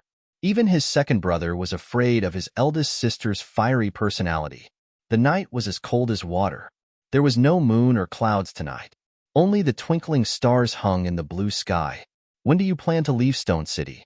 In the courtyard, Du Tingxian was still sitting on the rattan chair as he stared at the deep night sky. His gaze was even deeper than the stars in the night sky. In the next 2 days, Du Xiaofu sat on the edge of the rattan chair while holding the new jug of wine he bought for his alcoholic father last time. After drinking a mouthful of strong wine, his throat felt as if it was on fire. He secretly thought that his alcoholic father's wine was getting stronger and stronger. "Let's go to the Lanling Prefecture first," Du Tingxian said. "Why should I go to the Lanling Prefecture?" Du Xiaofu handed the jug of wine to his alcoholic father. Second uncle said that his second brother was at the Lanling Prefecture. Flowing Cloud Prefecture is the Lanling Prefecture's territory. Go find Prefecture Lord Ouyangling and tell him about Stone City. He will know what to do if he knows. Du Tingxian took the jug of wine from his son and said, Du Xiaofu knew that the destruction of the Flowing Cloud Prefecture's army in Stone City would be troublesome in the future. He raised his eyebrows and said, But I don't know the Mansion Lord of the Lanling Prefecture. I'm afraid that even the Mansion Lord of the Lanling Prefecture wouldn't be easy to meet. Du Tingxian took a sip of wine and said, I know him. Looking at his alcoholic father, Du Xiaofu didn't know what else to say. After you go to the Lanling Prefecture, go to the Stone Dragon Empire's Tianwu Academy and think of a way to join the Talisman Department. Du Tingxian said, What is the Talisman Department? Du Xiaofu asked. Tianwu Academy is divided into the Martial Department and the Talisman Department. The Talisman Department is a place to nurture spirit talisman masters. Du Tingxian said. Du Xiaofu looked at his alcoholic father with a puzzled expression and said, I thought you didn't like spirit talisman masters? Asking you to go to the Talisman Department doesn't mean that I like spirit talisman masters. Du Tingxian glanced at Du Xiaofu and said, I will consider the Talisman Department, but I will only consider it. Your son is going to cultivate spiritual power now. It's up to you whether you like it or not. Du Xiaofu stood up and entered his room to cultivate the mysterious incomplete cultivation technique. Du Tingxian didn't say anything. He smiled faintly and continued to look at the sky. After a long time, a sharp light surged in his eyes as he muttered, Do you really think that you are gods of this world? Even if you are gods, I will drag you down sooner or later. The next day, in Fui Bai's room in the Martial Repository, just as Du Xiaofu was about to bid farewell to Fui Bai, he didn't expect to see Fui Bai wrapping up the two patched clothes he often wore and a bunch of other things. Old Bai, what are you doing? Du Xiaofu asked in puzzlement. I'm going to leave the Du family, Fui Bai said, but his expression was somewhat depressed. When Du Xiaofu heard this and saw Fui Bai's depressed expression, he immediately asked, Old Bai, did you encounter some difficulties? Do you need my help? Fui Bai raised his head to look at Du Xiaofu and said angrily, I told Du Jinwu that I have been in the Du family for too long, so I want to leave the Du family to play outside. However, that kid actually said that I'm old and didn't let me leave. Hearing Fui Bai's words, Du Xiaofu's face immediately stiffened. From Fui Bai's words, it wasn't difficult for Du Xiaofu to know that his uncle must be worried that Fui Bai was old and had no children. If he left the Du family, what would happen if he encountered danger? However, he didn't expect Fui Bai to be so ungrateful. Could it be that you also don't want me to leave and want me to work for your Du family for the rest of my life? Fui Bai said to Du Xiaofu, Where do you plan to go? Du Xiaofu glanced at Fui Bai and asked, I don't know. I want to walk around. I'll go wherever is fun. Fui Bai wrapped his bag in a few moves. When he saw that Du Xiaofu had no intention of stopping him, he immediately smiled at Du Xiaofu with an old face. It's very dangerous outside. It's not bad for you to stay in the Du family. If you want to play, the Stone City isn't small. Du Xiaofu helplessly looked at Fui Bai and said, I'm already tired of staying in the Stone City. What's so fun about it? Fui Bai rolled his eyes and squeezed out a smile on his wrinkled face. He looked extremely cunning and said, How about this? Let's call off our previous bet. If you agree, I'll consider staying. A bet is a bet. I'll always be your big brother. Goodbye. I won't send you off. Du Xiaofu glared at Fui Bai. So this guy was just trying to stir up emotions. He was actually thinking about calling off the previous bet. He immediately turned around and left. Little brat. Fui Bai fiercely glared at Du Xiaofu's back. Then, as if he thought of something, he curled his lips and revealed his yellowed teeth. He softly muttered, I'll never see this little brat again in this lifetime. This way, no one will know that I lost the bet. Yes, just like that. I'm too smart. A bright smile appeared on his wrinkled face. Fui Bai immediately picked up his bag and left the room. The next day, on the Stone City walls, the king's scaled demon tiger transformed into a few meters and stood beside Du Xiaofu. Yi Zijin looked at Du Xiaofu and said, Be careful. If Senior Thunder Demon Lion comes out of seclusion, please tell him on my behalf that I won't be able to say goodbye to him. Du Xiaofu said, Last time, Leizu's seclusion was affected, and he was even injured. This time, I'm afraid that he will be in seclusion for a longer period of time. However, when Leizu comes out, I will tell him. Yi Zijin said, there's no need to be outside. Be careful. Du Junwu said with concern in his eyes. Du Xiaofu nodded and immediately said goodbye to Yi Baolin, Bai Cai, Bai Jiru, and second uncle who came to send him off. Roar. A moment later, Du Xiaofu rode on the king's scaled demon tiger. Following the roar of the king's scaled demon tiger, Du Xiaofu soared into the sky and gradually disappeared from everyone's sight. Looking at the figure that was getting farther and farther away, Yi Zijin raised the curtain and frowned. That figure was getting farther and farther away, as if the distance between them was getting farther and farther. Does he really not belong to the Stone City? Yi Zijin said in her heart. Not long ago, Yi Guang had mentioned to her that that young man did not belong to the Stone City. Therefore, it was destined that the two of them would get farther and farther away. Zijin, let's go back. After a long time, everyone came down from the city wall. Yi Baolin looked at his beloved daughter, who was still standing on the city wall. On his handsome face, there was a trace of helplessness and a wry smile. Father, I also want to go outside. Yi Zijin turned around and looked at her father. She gently shook her head, causing half of her hair to flutter. She raised her hand and combed it. Why? Yi Baolin looked at his beloved daughter and asked.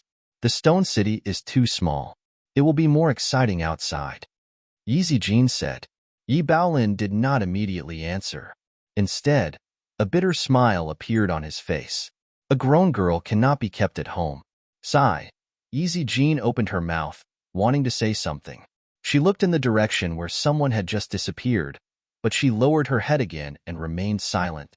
Lanling Prefecture, one of the 365 prefectures of the Stone Dragon Empire. Under each prefecture, there were hundreds of prefectures. Under each prefecture, there were dozens of cities. A prefecture was extremely large and had a large population. It was rumored that the 365 prefectures of the empire were extremely powerful. Each of them was equivalent to a feudal lord of a region. They occupied a region and had a high status. The first volume of The Storm of the Stone City has ended. The new volume, The Fledgling, has begun. Today, brothers, have you donated your flowers, recommendations, and coffee? Chapter 115. The Lanling Prefecture was supposed to refer to the area of the entire Lanling Prefecture. The hundreds of prefectures under the Lanling Prefecture could all be called the Lanling Prefecture's territory. However, under normal circumstances, the Lanling Prefecture that people referred to was the Lanling Prefecture located in the Lanling City, where the prefecture master resided. The Lanling City was one of the prefectures of the Lanling Prefecture, and was also the central area of the hundreds of prefectures in the Lanling Prefecture. It was the economic and transportation hub of the Lanling Prefecture. The Lanling City was more than 10 times larger than an ordinary city and had a large population. Because the Lanling Prefecture was located in the Lanling City, it was also called the Lanling Prefecture City. It was rumored that the Lanling City was filled with experts and crouching tigers. With the king's scaled demonic tiger around, it was naturally convenient for Du Xiaofu to go to the Lanling Prefecture. After understanding the direction of the Lanling Prefecture, excluding the time to rest at night, it would probably take 2 days to reach the Lanling Prefecture. However, with the king's scaled demonic tiger around, Du Xiaofu had some misgivings. According to his drunkard father, having the king's scaled demonic tiger around wasn't necessarily a good thing. After all, the outside world was the human world. With the king's scaled demonic tiger's mediocre pulse spirit realm cultivation, it was definitely a prey that many people wanted. The king's scaled demonic tiger's bones and essence blood were also priceless. Therefore, along the way, Du Xiaofu didn't dare to be too ostentatious. However, it opened his eyes a lot. He expected to reach the Lanling Prefecture in 2 days, but in reality, Du Xiaofu only arrived 3 days later. On the first night, when he was spending the night in a small town in the mountains, he encountered a shady inn. The shady inn originally thought that Du Xiaofu was young and generous, so he would definitely be a fat sheep. However, he didn't expect him to be a jinx. With the king's scaled demonic tiger around, the result was obvious. The shady inn was directly torn apart by the king's scaled demonic tiger. Everything valuable that could be taken away from the inn naturally fell into Du Xiaofu's Qinkuan bag. The next night, Du Xiaofu was much more careful. He spent the night in a quiet valley. With the deterrence of the king's scaled demonic tiger, ordinary demonic beasts did not dare to come close. The red sun had just risen, and the mountains were continuous. Each peak was ink blue in color. Soon after, mist rose, and milky white gauze separated the mountains, leaving only the green peaks. It was like a refreshing, dense, and exquisite landscape painting. It was too beautiful to take in all at once. Amidst the mountains, the field of vision in front of him suddenly became vast and boundless. The endless buildings were tall and short, and they were orderly. They formed a building complex that was as vast as the sea. It was majestic and magnificent, causing people to exclaim in admiration. The continuous and tall city walls were about 10 zhang tall, and were built with several layers of huge rocks that weighed several thousand jin. It made people feel oppressed when they stood under the city walls. It was likely that even a perfect pulse spirit stage practitioner would find it difficult to destroy such a thick wall. From all directions, there were many groups of people entering the city one after another. Many of them were riding demonic beast mounts, and they had an extraordinary aura. They should be caravans from various places. With the large population and large area of the Lanling prefecture city, the amount of goods and various consumables entering and leaving the city every day was definitely a shocking number. Du Xiaofu was standing under the city walls. Behind him was the king's scaled demonic tiger that had shrunk its body to the size of a night cat. His gaze fell on the 4 large golden words on the city walls. Lanling Prefecture City. Du Xiaofu raised his head and looked at the 4 large words that could be seen from afar. It was as if he was saying to the king's scaled demonic tiger beside him, "We're here." Stepping forward, Du Xiaofu and the king's scaled demonic tiger entered the city along with the caravans entering the city. As soon as they entered the city, Du Xiaofu felt what it meant to be bustling. In the bustling Lanling Prefecture City, the streets were bustling with people. From time to time, the clamor of hawking could be heard. This was only in the morning, and it was enough to show how bustling the Lanling Prefecture City was. The king's scaled demonic tiger followed Du Xiaofu as they strolled along the bustling streets, and it immediately attracted a lot of attention. In the Lanling Prefecture City, there were definitely many young masters who kept demonic beasts as pets. Those top playboys even had some decent demonic beasts. However, Du Xiaofu had a stray cat following behind him, so he had no choice but to pay more attention to him. It was his first time in such a huge city like the Lanling Prefecture City. After all, Du Xiaofu was not even 17 years old. His interest was piqued, and he even bought a lot of things as he strolled around. The Lanling Prefecture City was astonishingly prosperous. There were all kinds of shops, and there was a dazzling array of goods. Naturally, there were also many shops that sold martial cultivation items. There were elixirs, martial skills, weapons, and so on. After Du Xiaofu went in to take a look, he was shocked. This was not something the Stone City could compare to. There were even profound level cultivation techniques and spiritual elixirs for sale. However, the prices made Du Xiaofu flabbergasted, and he immediately stopped. Late in the morning, there was a sudden commotion on the bustling streets. "Little girl, how can this broken thing of yours be worth 1,000 cultivation coins? It's not a martial skill, nor is it an elixir. You're clearly scamming people." Quite a number of people had gathered at the corner of the bustling street. A young man dressed in luxurious clothes was holding a palm-sized object in his hand with his sleeves rolled up. His eyes, however, were looking at a young girl of 14 or 15 years old with malicious intent. Although the girl was young, her body was already curvy. In addition to her delicate and pretty face, she would definitely become slim and elegant in 2 years' time. "This is my ancestral item. It's said that this item is very special. If it wasn't for my aunt being seriously injured and needing treatment, I wouldn't have sold this ancestral item." The girl seemed to feel that the young man in luxurious clothes had no intention of buying it. She immediately snatched the palm-sized item from the young man's hand with a nervous expression.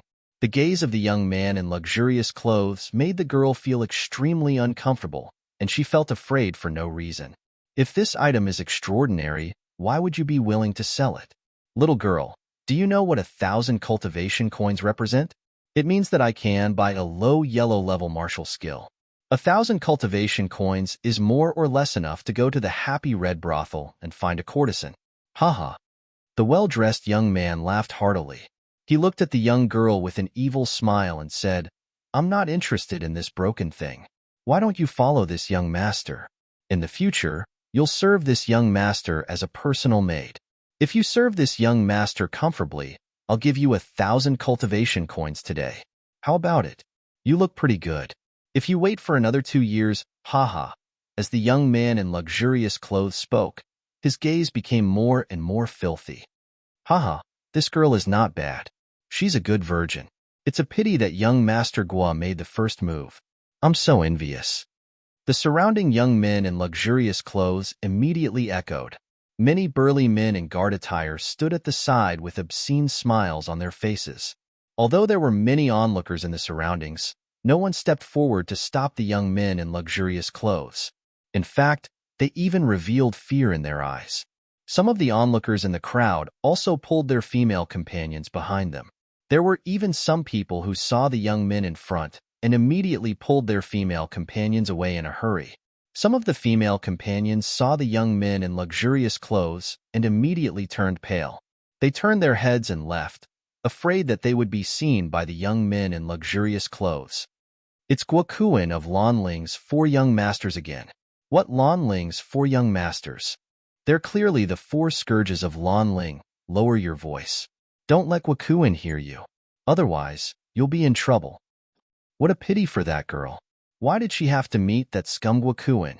Many people in the crowd lowered their voices as they were afraid that the young men in luxurious clothes would hear them. However, the gazes in their eyes were filled with disdain toward the young men in luxurious clothes. I'm not selling this ancestral item. The young woman was a bit scared. She immediately turned around and wanted to leave. She could tell that the young men in luxurious clothes were not good people. Little girl, don't leave yet. Come with me. How about 2,000 profound coins? The young man in the middle immediately blocked the young woman's path and did not allow her to leave. No, I'm going back. The young woman was afraid. Tears were about to overflow from her innocent eyes. Then I'll send you back. Okay? The young man in luxurious clothes was unwilling to let her go. He evilly smiled and grabbed the young woman's shoulder. Sigh, this bastard. He's bringing disaster to the Lanling prefecture city. When the surrounding crowd saw that, no one dared to interfere. Several cultivators with decent strength had furious gazes. However, in the end, they could only watch with folded arms. They did not dare to step forward. Seeing that the hand of the young man in luxurious clothes was about to grab the young woman's shoulder, the young woman wanted to back away. However, she panicked and didn't know what to do. Tears were already overflowing from her eyes. She looked very pitiful. Snatching a young woman in broad daylight. Do you even have any shame? His indifferent voice sounded. There was even a bit of immaturity in his voice. Chi. However, just at that moment, a purple-clothed young man suddenly appeared beside the panicking young woman. He waved his hand, and with a shake of his wrist, he grabbed the wrist of the young man in luxurious clothes. An invisible power suppressed the young man in luxurious clothes' hand. It actually pressed down the young man's hand a bit, and he was unable to move it forward in the slightest. Who is that boy? He actually dared to provoke Guokuin. He doesn't seem to be a disciple from some big family in the Lanling prefecture city. If that boy doesn't have some background, then he's an idiot. At that instant, everyone's gazes were astonished. All of them were astonished as they looked at the purple-clothed young man. The young man in luxurious clothes also looked at the purple-clothed young man in astonishment. Then, he saw that the purple-clothed young man was 16 or 17 years old. Furthermore, it was an unfamiliar face. He was slightly stunned. Then, with a smile that was not a smile, he asked, Boy, are you from the Lanling prefecture city? No. The purple-clothed young man shook his head. Little you, continue to write. Chapter 116. Then congratulations, you don't have to implicate your clan. The youth in luxurious clothes had a faint smile on his face. His gaze instantly turned gloomy. With a flick of his wrist, a powerful aura surged around his body. He had actually reached the mysterious pulse stage. Judging from the youth's age, he was definitely extremely talented to be able to reach the mysterious pulse stage. An extremely powerful aura surged out from the youth in luxurious clothes. He directly broke free from the purple-robed youth's grip and clenched his hand into a fist. In an instant, he threw a punch at the purple-robed youth. His attack was clean and efficient. It was extremely extraordinary. You definitely don't have that ability. The purple-robed youth's gaze turned gloomy. The arm that was flicked away by the youth in luxurious clothes shook, and a faint golden cyclone suddenly surged on his arm. There seemed to be mysterious symbols surging within. Oscillating fist. Just as the former's punch was thrown out, the purple-robed youth raised his hand and clenched his 5 fingers into a fist. His fist directly punched out, and an astonishing aura erupted. Bang! In an instant, the 2 fists fiercely collided, and a low, muffled sound rang out. Walala! Immediately, everyone saw that within the purple-robed youth's fist, there were astonishing 13 layers of energy waves that overlapped each other. Like a shock wave, they fiercely struck the youth's fist. Crack! The sound of the fist's bones breaking rang out. Under the astonished gazes of the surrounding people, the youth in luxurious clothes' right arm powerlessly drooped down, and a miserable shriek came from his mouth. Ah! The shriek was accompanied by the sound of bones breaking as the youth in luxurious clothes was violently sent flying. In the end, he fell on the street and spat out blood from his mouth. In one move, the youth in luxurious clothes was heavily injured. That youth is so strong. He's not just strong. No wonder he dares to stop Gwakuin. I wonder where this youth came from. If he doesn't have a strong background, he's probably dead. The surrounding onlookers looked at each other with astonishment. Although Gwakuin was young, he had already reached the mysterious level of the pulsation realm. In the entire Lanling prefecture city, his strength and cultivation were considered to be quite good. Who would have thought that he would be severely injured by the purple-robed young man in one move? How dare you touch young Gua? Destroy this kid. After being stunned for a while, someone suddenly shouted loudly. Although the expressions of the guards behind these young men darkened, they immediately pounced forward like wolves and tigers. With extremely powerful auras, they immediately pounced towards the purple-robed young man. Bang, bang, bang. A deep sonic boom resounded. At the same time, the onlookers on the surrounding streets saw one figure after another being sent flying in a parabola. Of the dozen or so men, many of them were at the initial pulse realm. 2 of them were at the profound pulse realm, but they had no power to resist. Bang, bang, bang. One by one, the burly men were smashed to the ground, spurting blood from their mouths. Their bones and tendons were broken, and it was difficult for them to get up. The few youths who were originally clustered behind the first finely dressed young man did not dare to make a move when they saw this scene. They involuntarily took a few steps back and hurriedly ran to the side of the first finely dressed young man who was sent flying by Du Xiaofu's fist. Kid, you dare to attack us? If you have the guts, tell us your name. When the youth saw that Gwakuin and so many guards could not even withstand a single blow from the purple-robed youth, they were afraid that they would not be able to stand up to him. Fear surged in their eyes as they looked at the purple-robed youth. This kid was actually so terrifying. Du Xiaofu. The purple-robed youth's eyes moved slightly. He then turned around to look at the frightened young lady with a puzzled expression. He frowned and said softly, "Why didn't you attack? They might not be able to do anything to you." The purple-robed youth was Du Xiaofu. As soon as he came out, he saw someone trying to snatch a young lady. Naturally, he could not stand it. He could also tell that these few youths had some background in the Lanling Palace City. However, it didn't matter if he left his name. After all, he was not from the Lanling Palace City. After meeting the Lanling Palace City's palace master, he could just leave, and there would be no need for him to get entangled with these few silk pants. The young lady regained her senses. Like a frightened kitten, Her bright eyes looked at Du Xiaofu as if she was about to cry. She looked very pitiful and said timidly, "I'm too nervous. Once I'm nervous, I don't know what to do." "It's fine. You should go back," Du Xiaofu said to the young lady. "You should be a good person. Can you do me a favor and lend me 1,000 cultivation coins? I want to buy some elixirs for my aunt." The young lady raised her head and looked at Du Xiaofu. Her eyes were as pure as a piece of white paper. Looking at the young lady's pure eyes, Du Xiaofu's heart was moved. He could not help but think of his sister that he had never seen before. "How about this? Bring me to see your aunt. Maybe I will have a way." After hesitating for a moment, Du Xiaofu said softly, "Really? Thank you so much. My name is Xingyu, Dai Xingyu." The young lady's clear eyes were filled with joy. "My name is Du Xiaofu." Du Xiaofu said, "I just heard it." Dai Xingyu said happily. Her slender body slightly straightened, and her youthful and seductive curves became even more graceful. The two of them then disappeared into the crowd. The young men in luxurious clothes looked embarrassed, but they did not dare to stop them. "Young Master Guo, what do we do now?" A young man in luxurious clothes looked at the young man whose arm was injured by Du Xiaofu and asked weakly, "Slap." Just as the young man finished speaking, he was immediately slapped hard by the young man's left hand. A red palm print was imprinted on his cheek, and a burning pain climbed up his cheek. "Remember, the next time I get beaten up, if you don't get beaten up, don't follow me in the future." The young man looked coldly at the other young men beside him and said, "I'll give you a chance to find where that brat is staying. If you can't find him by tomorrow morning at the latest, you will bear the consequences." After following Dai Xingyu for a full 2 hours, Du Xiaofu finally saw the aunt that Dai Xingyu had mentioned in a remote old house in the city.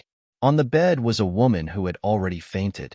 Her face was pale, but it did not affect her extremely beautiful face at all. This unconscious woman looked to be about 21 or 22 years old. She was wearing a long dress. Perhaps because she was lying on the bed, her clothes were tightly clung to her body, revealing her excellent figure. The curves of her body were alluring, and her breasts were high and bulging. Brother Xiaofu. Dai Xingyu acted as if they were close friends. She anxiously looked at the woman on the bed, and was so anxious that tears were about to flow out. She said, "I've checked, but I don't know what happened to my aunt. Hurry and save her." "Is she really your aunt?" Du Xiaofu was puzzled. Judging from her age, that woman did not seem to be Dai Xingyu's aunt. Dai Xingyu nodded seriously. Her clear and bright eyes looked at Du Xiaofu, as if she was afraid that Du Xiaofu did not believe her. She said, "My aunt is much younger than my mother, so she is not much older than me. But she really is my aunt." Du Xiaofu did not reply to Dai Xingyu, and had already walked in front of the woman on the bed. Looking at that gorgeous and beautiful face, Du Xiaofu could not help but look at that beautiful curve. In his heart, he thought, Dai Xingyu is really as pure as a piece of white paper. She brought home just anyone. Such a beautiful aunt is still unconscious on the bed. If the person who brought her home was someone with evil intentions, the consequences would be unimaginable. This thought disappeared in the blink of an eye. Then, the expression on Du Xiaofu's face turned serious. He condensed a seal with his hand, and a charm rune light spread out from his palm. Then, it shrouded the beautiful woman on the bed. As Du Xiaofu made his move, Dai Xingyu also tugged at the corner of her clothes. She tightly bit her tender red lips, and her clear and bright eyes were filled with worry. "Qi." Du Xiaofu withdrew his hand seal, and the rune on his palm disappeared. His expression became serious. "Brother Xiaofu, how is my aunt?" Dai Xingyu looked at Du Xiaofu's serious expression, and she became even more nervous. "You are also a soul symbol master, can't you tell?" Du Xiaofu looked at Dai Xingyu in confusion. From the faintly discernible aura fluctuating from Dai Xingyu's body, Du Xiaofu could feel that Dai Xingyu was actually a 2-star soul symbol master, and a perfect 2-star soul symbol master at that. Ever since he cultivated the incomplete cultivation method in the beast bone, Du Xiaofu discovered that he could easily detect the cultivation of others. As long as the cultivation of others was not too strong, even if they hid their cultivation, it would be difficult for him to not detect it. Therefore, Du Xiaofu was also very puzzled. As a perfect 2-star soul symbol master, Although Dai Xingyu might not be able to deal with those hedonistic hooligans, it should not be a problem for her to escape. However, he did not expect Dai Xingyu, this little girl, to be so nervous that she did not know what to do. Hearing Du Xiaofu's words, Dai Xingyu looked at Du Xiaofu and blushed. She said, "Brother Xiaofu, although I am a soul symbol master, I only have cultivation. I don't know how to heal at all, and no one has taught me." As she spoke, Dai Xingyu seemed to have thought of something. She said, "However, I know how to set up a symbol array, but as long as I am nervous, I can't set it up." Du Xiaofu looked at the naive girl speechlessly and frowned. He said, "Your aunt should have been poisoned. The poison is very strong, so I'm afraid that the medicine you wanted to buy to heal your aunt will not have any effect." Poisoned? Dai Xingyu heard this and suddenly became nervous. She was so anxious that she was about to cry again. She pulled on Du Xiaofu's clothes and said, "Brother Xiaofu, you must have a way, right? Please save my aunt." 6. Watch, there is more. Xiaoyu, continue to write. Chapter 117. This poison isn't fatal, but a hallucinatory poison. The poisoned person will have hallucinations and finally lose consciousness. Du Xiaofu had learned a lot from Zhen Qingchun. Although this hallucinatory poison was very powerful, it wasn't a problem for him. It was just a little troublesome. Just now, during the inspection, Du Xiaofu learned that the beautiful unconscious woman was also a martial artist. Her cultivation level wasn't weak, and she had already reached the initial stage of the pulsating realm. In terms of cultivation, he wasn't as strong as her. Hallucinatory poison. What should we do? Dai Xingyu seemed to have also heard about hallucinatory poisons. Her worried eyes, which were on the verge of tears, relaxed, but she was still extremely nervous. "I want to concoct some antidotes. It shouldn't be a big problem." Du Xiaofu nodded and said to Dai Xingyu, "I want to find a quiet room to concoct the antidotes. Help me guard the door, and don't disturb me." "Are you still a spiritual symbol master?" Dai Xingyu looked at Du Xiaofu strangely. She seemed extremely puzzled and asked, "I thought you were a martial artist, and those bad guys were no match for you." Du Xiaofu didn't answer Dai Xingyu, and only faintly smiled. Secretly, he naturally hinted the king's scaled monstrous tiger to guard him while he was concocting the antidote. The old house was simple, elegant, and extremely large. It could be seen that it used to be the residence of a rich family, but now it was extremely empty. According to Dai Xingyu, only she and her aunt lived in this old house. In a room that should have been empty for a long time, it was extremely clean. Du Xiaofu had Dai Xingyu and the king's scaled monstrous tiger guard the door, while he sat cross-legged in the room. His hand seals condensed, and a spiritual stove and symbol cauldron condensed in front of him. Hallucinatory poisons are all similar, and the antidote methods are almost the same. 1 blood-purging grass, 1 mind-calming fruit. After finding the materials needed to concoct the antidote, Du Xiaofu immediately started to concoct it. The runes of the 5 elements inside the spiritual stove symbol cauldron fluctuated, and a blazing aura was immediately released. Outside the door, Dai Xingyu also felt an extremely hot aura coming from within the room. Her eyes were filled with nervousness as her gaze landed on the kitten-sized king-scaled demon tiger squatting outside the room. She said, "Why would Xiaofu Gij bring a kitten with him? I often hear those adults say that men don't keep cats and women don't keep dogs."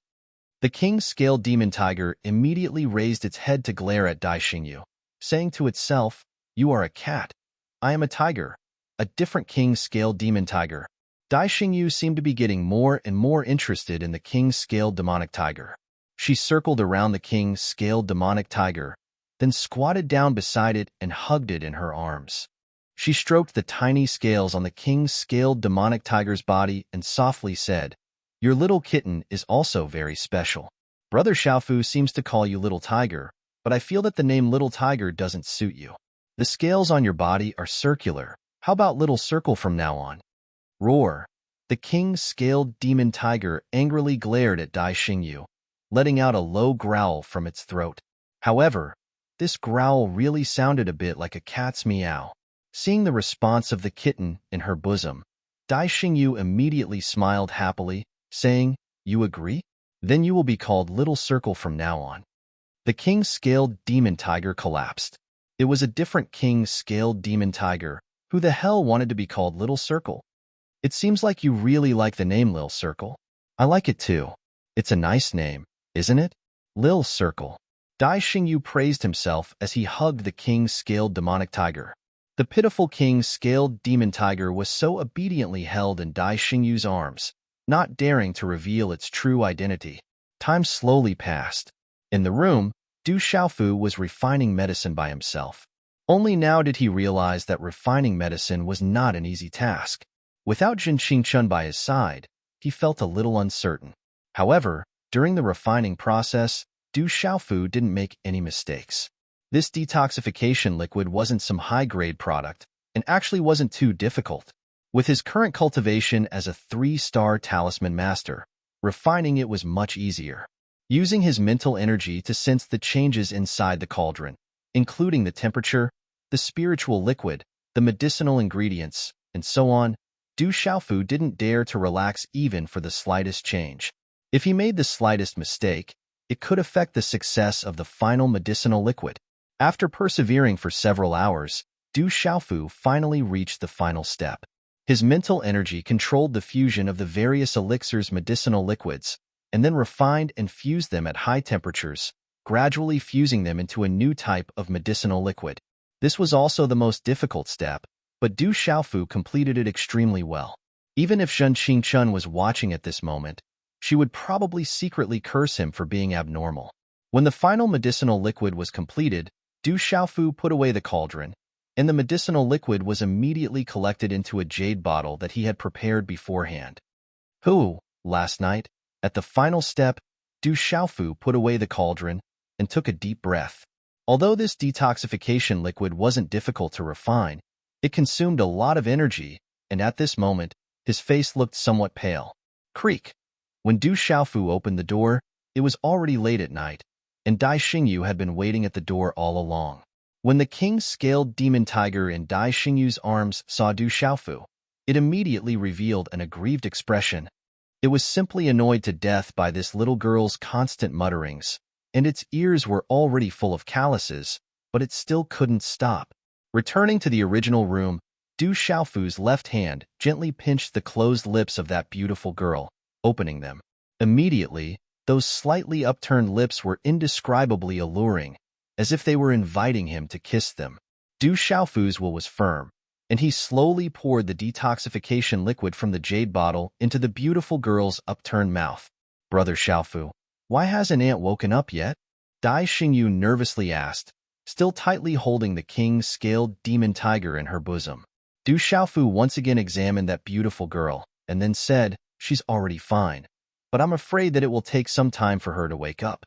However, your aunt still has some old ailments, so I'll be a good person to the end and help treat them together." "Many thanks, Brother Xiaofu. You are really a good person. Aunt often says that no man is good, but Brother Xiaofu is definitely a good person," Dai Xingyu happily said, but immediately felt that she had said something wrong, and immediately said, "No, I was wrong. Brother Xiaofu is not a good person. That's not right, Brother Xiaofu. I didn't mean it that way." Dai Xingyu was so anxious that she was about to cry. She didn't know what to say. It seemed that no matter what she said, it was not the meaning she wanted to express. Du Xiaofu's expression was very helpless. He waved his hand and said to Dai Xingyu, "Okay, I know what you mean. You and the little tiger go guard outside. I'll help treat your aunt." "Okay." Dai Xingyu nodded, and then said to Du Xiaofu, "Brother Xiaofu, this kitten's name is Little Tiger. It doesn't sound good. So I've already changed its name to Little Circle. What do you think?" "Little Circle?" Du Xiaofu was surprised, and then looked at the king's scaled demon tiger with a smile, and said, "It sounds good. Let's call it Little Circle." Roar.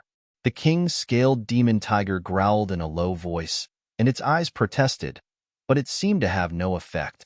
Then, it was carried out of the room by Dai Xingyu, leaving Du Xiaofu and the unconscious beautiful woman in the room. If the beautiful woman was still conscious at this time, she would have ruthlessly slapped Dai Xingyu's butt. This little girl actually left her alone in a room with a strange man, and she was unconscious. One had to know that in the entire Lanling Prefecture city, There were countless young talents, rich businessmen, and celebrities who had fantasized about her and couldn't wait to go bankrupt just to get close to her. She's really quite beautiful. Du Xiaofu looked at the unconscious woman on the bed, and at this time, carefully looked at her. The more he looked, the more exquisite and beautiful he felt. Compared to Yi Zijin, Bai Cai, and the others, although Yi Zijin and Bai Cai were also very beautiful, this woman had a temperament and taste, and compared to Yi Zijin and Bai Cai, she was more attractive to men. Du Xiaofu felt that he should be a gentleman. This woman was still unconscious, and he shouldn't have any thoughts about her. Moreover, Du Xiaofu felt that he was still young, and he should be wholeheartedly focused on cultivation. Therefore, Du Xiaofu purely felt that this woman was very beautiful, and then began to heal her. In Du Xiaofu's 2 inspections, he found that there were some old injuries under the beautiful woman's abdomen. It should have been there for a long time, and these old injuries even affected her cultivation, making it difficult for her to break through. Du Xiaofu's intuition told him that these injuries had affected this woman for at least 3 years, and she hadn't broken through. This woman was at most 21 or 22 years old, and 3 years ago, she had already reached the initial level of the pulsating realm. For her to reach the initial level of the pulsating realm at the age of 18 or 19, this girl's talent was absolutely terrifying. However, at this time, healing her made it difficult for Du Xiaofu. It was inevitable that he would touch this woman's body. Moreover, her injuries were near the pulsating realm, and the pulsating realm was under her abdomen. Although there was a layer of clothing between them, it still seemed a little charming. I'm saving people. She's Dai Xingyu's aunt, so she's an elder. Du Xiaofu murmured softly, and then a smile appeared on his face. Hand seals formed, and he began to heal the woman. Hand seals formed one after another, flashing with runes. Then, his palm was tightly pressed against the beautiful woman's abdomen. Although the beautiful woman was still unconscious, she let out a soft moan from her throat. Her delicate body trembled, and her voice tugged at people's heartstrings. Brothers, today's update is over. There will be an update tomorrow. N. Chapter 118. When dawn was about to break, Du Xiaofu's fingerprints moved across the woman's delicate body. Phew! Exhaling a long breath, Du Xiaofu's face was pale. This had consumed a lot of energy. Treating the old illness around the woman's divine watchtower was much more difficult than Du Xiaofu had imagined. Within the old illness, there was a cold aura that could not be dispersed. The cold aura could not be dispersed no matter how one tried to dispel it. It also had a corrosive effect on profound energy and was extremely insidious. Originally, Du Xiaofu was a little puzzled as to why the woman's injuries had not healed after 3 years. Those injuries did not seem serious and could be treated by a 3-star spirit talisman master who was proficient in alchemy. She could even use her own breathing to recover. At this moment, Du Xiaofu knew the reason. Ordinary spirit talisman masters could not do anything about the cold aura, let alone him. However, Du Xiaofu was practicing the cultivation method of the golden-winged great rocks. This cultivation method was extremely young and tough, and was the natural nemesis of the cold aura.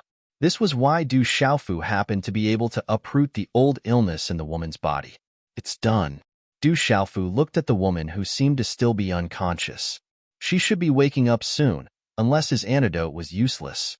With a smile on his face, he finally left the woman's room. Creak. When the door to the room opened and closed with a creak, the unconscious woman on the bed suddenly opened her eyes. Her long eyelashes fluttered and her eyes were like limpid autumn waters, moving one's heart and soul. Who is this person? He can actually treat the old illness in my body. However, he is quite honest and did not move around. Could it be that I am not charming enough? Looking at his back, he seems to be a youth, the woman muttered softly, a slight blush creeping onto her pale cheeks. In fact, she had already been awake for an hour. When she first woke up, she felt a man's hand moving around her delicate body. She was so scared that her heart trembled. She thought that she had finally fallen into the hands of those bastards. However, he immediately felt a wave of young, profound energy enter his body from the spirit gate. It was obvious that it was healing his injuries. That pair of man's hands gently moved around her body, but they were well behaved. They did not have any improper thoughts, nor did they take the opportunity to approach places that they should not approach. However, she was a woman after all. Although she could be considered to be in a brothel, no man had ever been able to get so close to her. As she thought about the man's hands roaming around her body, she could feel warmth flowing through her body wherever they passed. It was as if there was a warm current flowing through her body, especially under her lower abdomen. But when she thought of this, she felt a strange feeling in her heart. "Brother Xiaofu, how's my aunt?" Seeing Du Xiaofu come out, Dai Xingyu's clear eyes were fixed on him, full of expectation. She should be fine. She'll wake up in at most 2 to 4 hours. "I'll go back and do some breathing exercises first," Du Xiaofu said to Dai Xingyu. "Okay, I'll send Brother Xiaofu to his room," Dai Xingyu said happily. Hearing that her aunt was fine, she felt relieved and smiled happily. "No need. I know the way.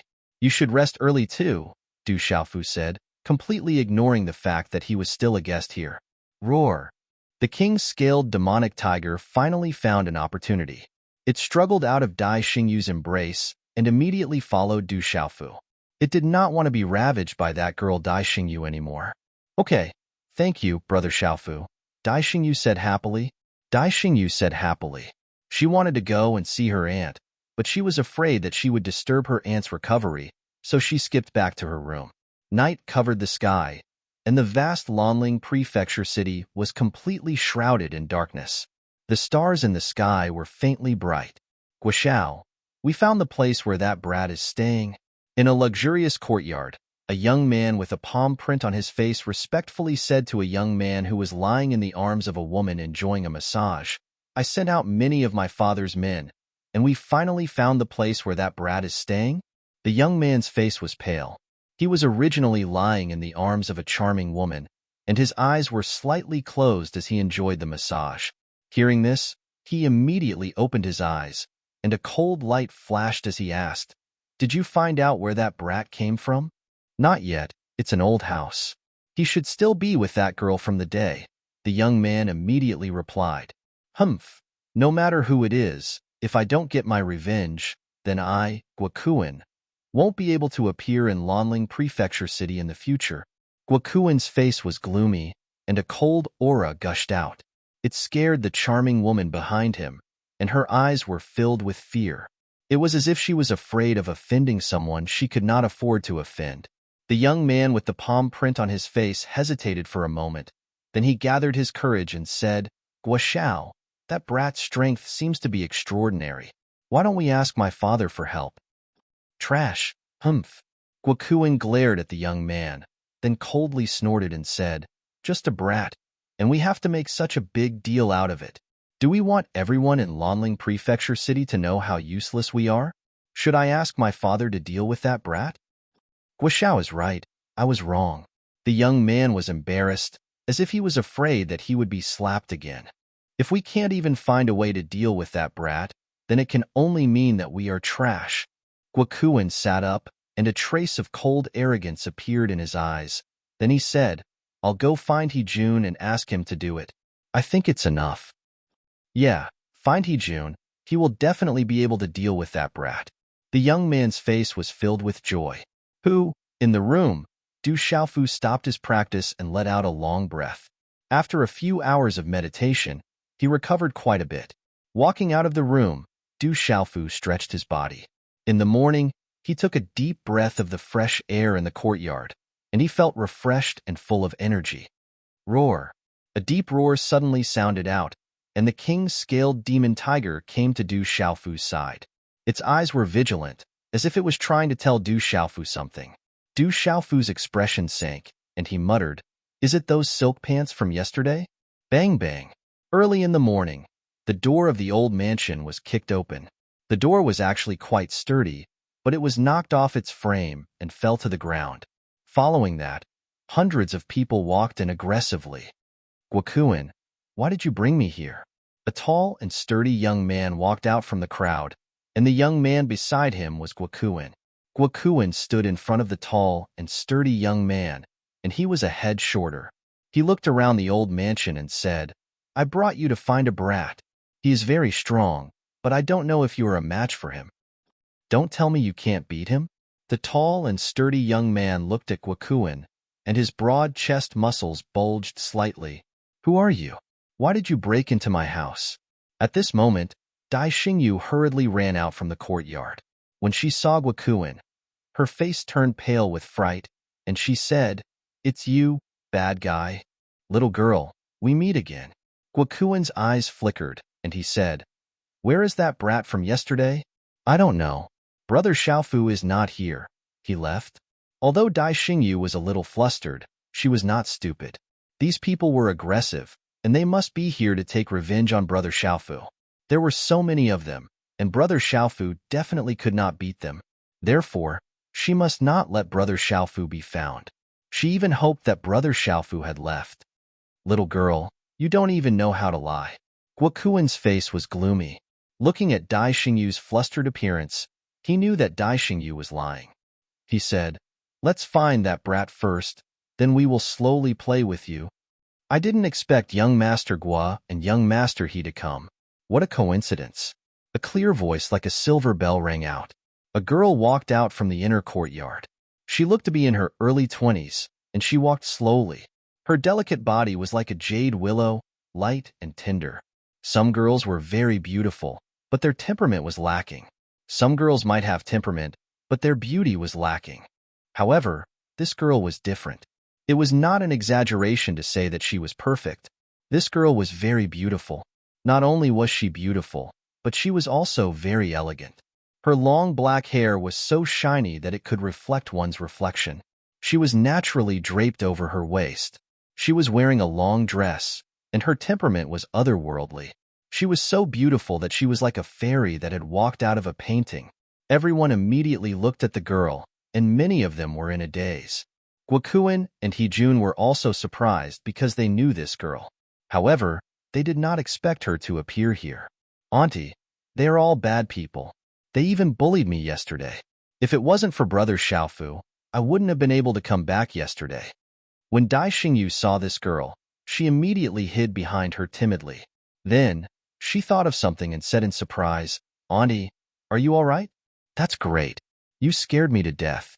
I didn't know what to do. Luckily, I met Brother Xiaofu." "All right, I'm here. There's no need for a handkerchief."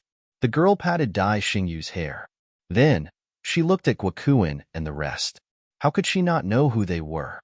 "Monsieur, why are you here? Is this little girl your—" Gwakuin was surprised. His gaze fell on the girl. He could hear that the little girl seemed to be calling Morong Yuran. "This is an old house that I bought a long time ago. Xingyu is my elder sister's daughter. My elder sister and I have a big age difference, so the age difference between Xingyu and me is small." Morong Yura's eyes were like water as she looked at Gwakuin, Hejun, and the rest. Then, she said, "Young Master Gua and young Master He came here so aggressively. Could it be that someone has offended the two of you?" Chapter 119. It's a boy called Du Xiaofu. "Since this is Miss Yurua's home, I'll give you face. I only need to take that boy away," Gwakuin said to Miss Yurua. Gwakuin said to Morong Yurua. Suddenly, he became very elegant and even a little passionate. Morong Yurua frowned inwardly. She knew these people's identities and their power. They could do whatever they wanted in a place as big as Lanling Prefecture City. "Young Master Gua, there's only the two of us in my house. There's no one else," Morong Yurua said. Gwakuin was stunned. Then, he looked at Morong Yurua with a slightly gloomy expression. "It's fine. I'll just search around." "Young Master Gua, that's not very good," Morong Yurua said. Hearing this, Gwakuin's expression became more and more gloomy. He slowly took 2 steps forward, then stared at Morong Yurua and said, "Morong Yurua, do you think I'm an idiot?" Morong Yurua was stunned. She knew in her heart that Gwakuin was definitely not a fool. She quickly explained, "How can young Master Gua be a fool? If you're a fool, then there's no smart person in Lanling Prefecture City. Since you don't think I'm a fool, why are you patronizing me? Don't think that I won't dare to touch you just because you have someone protecting you. You have to understand that no matter what, You're still someone from your hometown. I'm giving you face because of that person. Otherwise, do you think I'll put you in my eyes? Don't really think I'm a fool."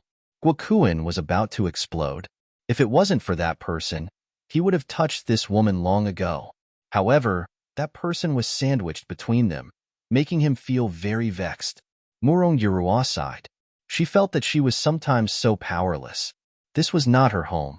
This was Lanling Prefecture City. In this place, there were too many things that were beyond one's control. If it was before, although these people had strong backgrounds, there was no need to care too much. However, everything was different now. "You do look like a fool. Don't you know whether you're a fool or not?" Dai Xingyu looked innocently at Guokuin and said, "That's right. If you were an idiot, you wouldn't know. But you are definitely a bad person." As Dai Xingyu spoke, Murong Yurua's expression also began to change. "Haha, interesting. Guokuin, don't tell me you've really gone stupid." Jun laughed. Seeing Guokuin being scolded by a little girl, he had no reason not to laugh. This made his mood very good. "Little girl, come over here." Guokuin's face darkened. He would deal with anyone who laughed at him, but Jun laughed at him, so he could only vent his anger on Dai Xingyu. "Young Master Gua, that's not what Xingyu meant." Murong Yurua continued to explain. She didn't expect Xingyu to speak so bluntly. She immediately stood in front of Dai Xingyu. "Who do you think you are? Without anyone supporting you, you're nothing. Get lost." Seeing Murong Yurua standing in front of him, Guokuin became even more furious. He directly waved his hand at Murong Yurua. Guokuin used his left hand because his right hand hadn't recovered yet. In fact, it wouldn't recover completely in a short period of time. Bang! A deep sonic boom rang out. A faint golden light surged out. Then, Guokuin's body was directly sent flying. At this moment, Jun's gaze moved. There was a trace of surprise in his eyes. Chi, a purple-robed youth with a wild cat by his side, appeared in everyone's line of sight.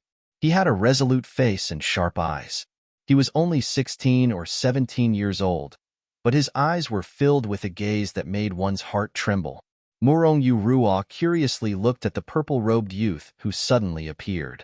Her long eyelashes fluttered, and her eyes were like water. She knew that Guokuin's strength wasn't ordinary. He was at the Pulse Realm and Profound Realm. He was stronger than her. Of course, she had never publicly revealed that she cultivated the martial way in the past 3 years. However, this purple-robed youth was actually able to force Guokuin back in one move. It was enough to show how strong he was. Murong Yurua could also tell that this purple-robed youth was the youth who had helped her heal yesterday. However, this was the first time she had seen this youth's appearance. He was 16 or 17 years old, younger than her. However, his face was resolute, and the gaze in his sharp and deep eyes made her feel that this youth was different from Guokuin and the others. Big Brother Xiaofu. After seeing Du Xiaofu, Dai Xingyu immediately went to Du Xiaofu's side with a happy and worried expression. She said, "These bad guys are here again." Du Xiaofu's expression eased a little. He patted his chest and said to Dai Xingyu with a smile, "It's all right. I'm the nemesis of bad guys, the embodiment of justice. Don't be afraid." "You're not from Lanling Prefecture City?" Murong Yurua looked at Du Xiaofu with a frown. "I'm not." Du Xiaofu's gaze finally landed on Murong Yurua. Although he already knew that she was a very beautiful woman yesterday, it felt different when she stood in front of him. Under her long eyelashes, her eyes glowed with spiritual light. Her temperament was like a gentle breeze that gently brushed past. She was very beautiful. This woman was like a flower, but she was definitely not a vase. This was the feeling in Du Xiaofu's heart. Du Xiaofu even felt that when he looked at this woman, something seemed to fluctuate in his heart, stirring up his feelings. "Are you all right?" Du Xiaofu then said a few more words to the woman in front of him. It was as if he should say a few more words to this woman. "I'm fine. Thank you." Murong Yurua looked at Du Xiaofu with some gratitude in her eyes. But then, for some reason, a blush crept onto her cheeks. She remembered that it was this young man who had moved his hands up and down her body. Although he was extremely well-behaved, he had still moved his hands up and down her body where no man had ever touched her before, even though they were separated by her clothes. What am I thinking? Why would I think that? This young man is only 2 or 3 years older than Xingyu. Murong Yurua said to herself in her heart. Suddenly, the blush on her face faded a lot. That's good. Du Xiaofu nodded. He felt very relaxed and comfortable talking to the woman in front of him. After Guokuin was forced back again, he raised his head and looked at Du Xiaofu, who had suddenly appeared. He wasn't surprised, but a chill flashed in his eyes. He looked at the burly He-jun beside him and said, He-jun, it's this kid. I'm afraid you're not his match. When the wolf-like guards saw that the two young masters didn't give them any orders, and that the other party was very powerful, they naturally wouldn't rush to get beaten up. He's indeed very strong. You deliberately asked me to help you deal with him, right? He-jun looked at Guokuin, who had been forced back, and said, If you want my help, that's fine. But don't treat me like a fool. I'm preparing to make a breakthrough recently. I just need a few medicinal pills to assist me. Does your White Tiger sect lack a few lousy medicinal pills? Guokuin looked at He-jun. He knew that He-jun didn't lack a few lousy medicinal pills. I like to earn it myself. He-jun seriously said to Guokuin, You like to snatch it yourself? Meng like I is the one who likes to earn it himself. Guokuin secretly said in his heart. However, he nodded at He-jun and said, No problem. I'll give you a few more when the time comes. Okay. He-jun lightly smiled. Then, his burly body directly walked towards Du Xiaofu. He-jun took 5 steps in a row. With each step, the ground beneath his feet cracked. His aura was astonishing. His burly body was like a wild beast. He stared at Du Xiaofu and said, Brat, Guokuin said that you're very strong. He said that even I can't do anything to you. Du Xiaofu looked at He-jun. That burly body made Du Xiaofu slightly raise his head and asked, Who are you? Like Guokuin. He's one of the Lanling 4 young masters. He's the young master of the White Tiger sect, the largest sect in the Lanling prefecture. What he likes to do the most is to snatch people's belongings. Murong Yurua softly said to Du Xiaofu, Murong Yurua has already revealed my identity. My name is He-jun, He-jun said to Du Xiaofu. Du Xiaofu once again looked at He-jun with a face full of regret. He sighed and said, You've been betrayed by Guokuin. He only wants to use you. It's not good to have such a friend. Humph. Hearing Du Xiaofu's words, Guokuin coldly snorted from afar. He fiercely glared at Du Xiaofu. It doesn't matter. My relationship with him isn't that good. It's just that someone has arranged the 4 of us together.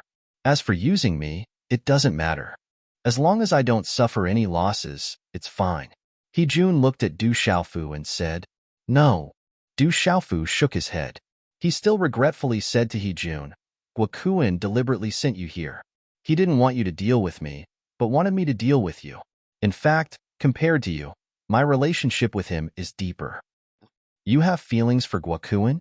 He-jun was puzzled. He really couldn't tell. Bastard. When did we have feelings for each other? Guokuin, who was behind He-jun, finally couldn't bear it and loudly shouted at Du Xiaofu. Du Xiaofu was indifferent.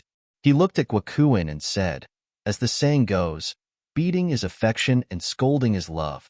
Without beating or scolding, there are no feelings. I broke both your hands and scolded you yesterday. Doesn't that mean we have feelings for each other? When Guokuin heard this, his face turned red with anger. Dai Xingyu couldn't help but laugh. Murong Yurua also pursed her lips and smiled. Her gaze was fixed on the youth's back. You have a glib tongue. You're very similar to that brat Ming like I. I don't really like him. He-jun shook his head. His eyes suddenly revealed an ominous glint.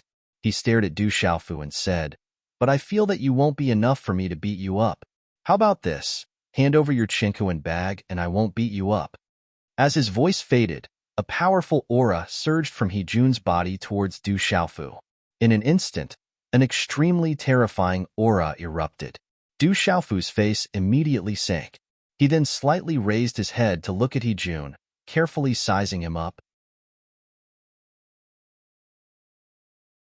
Chapter 120.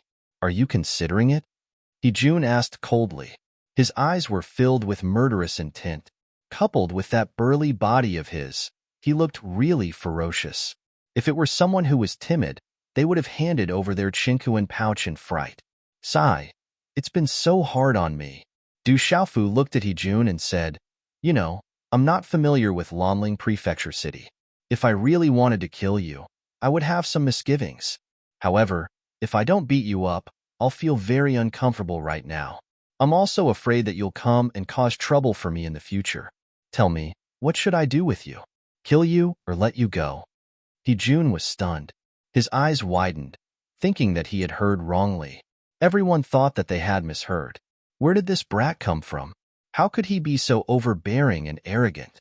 Didn't he know that the person in front of him was the young sect leader of the White Tiger sect? I've decided. I'll beat you half to death. This way, I won't have any scruples, and you won't easily provoke me in the future. What do you think? Du Xiaofu looked at Hejun seriously and asked, Brat, you're courting death. Hejun was infuriated. The murderous glint in his eyes flickered as he flew into a rage. This brat was toying with him. A terrifying aura burst out from his body like a flood.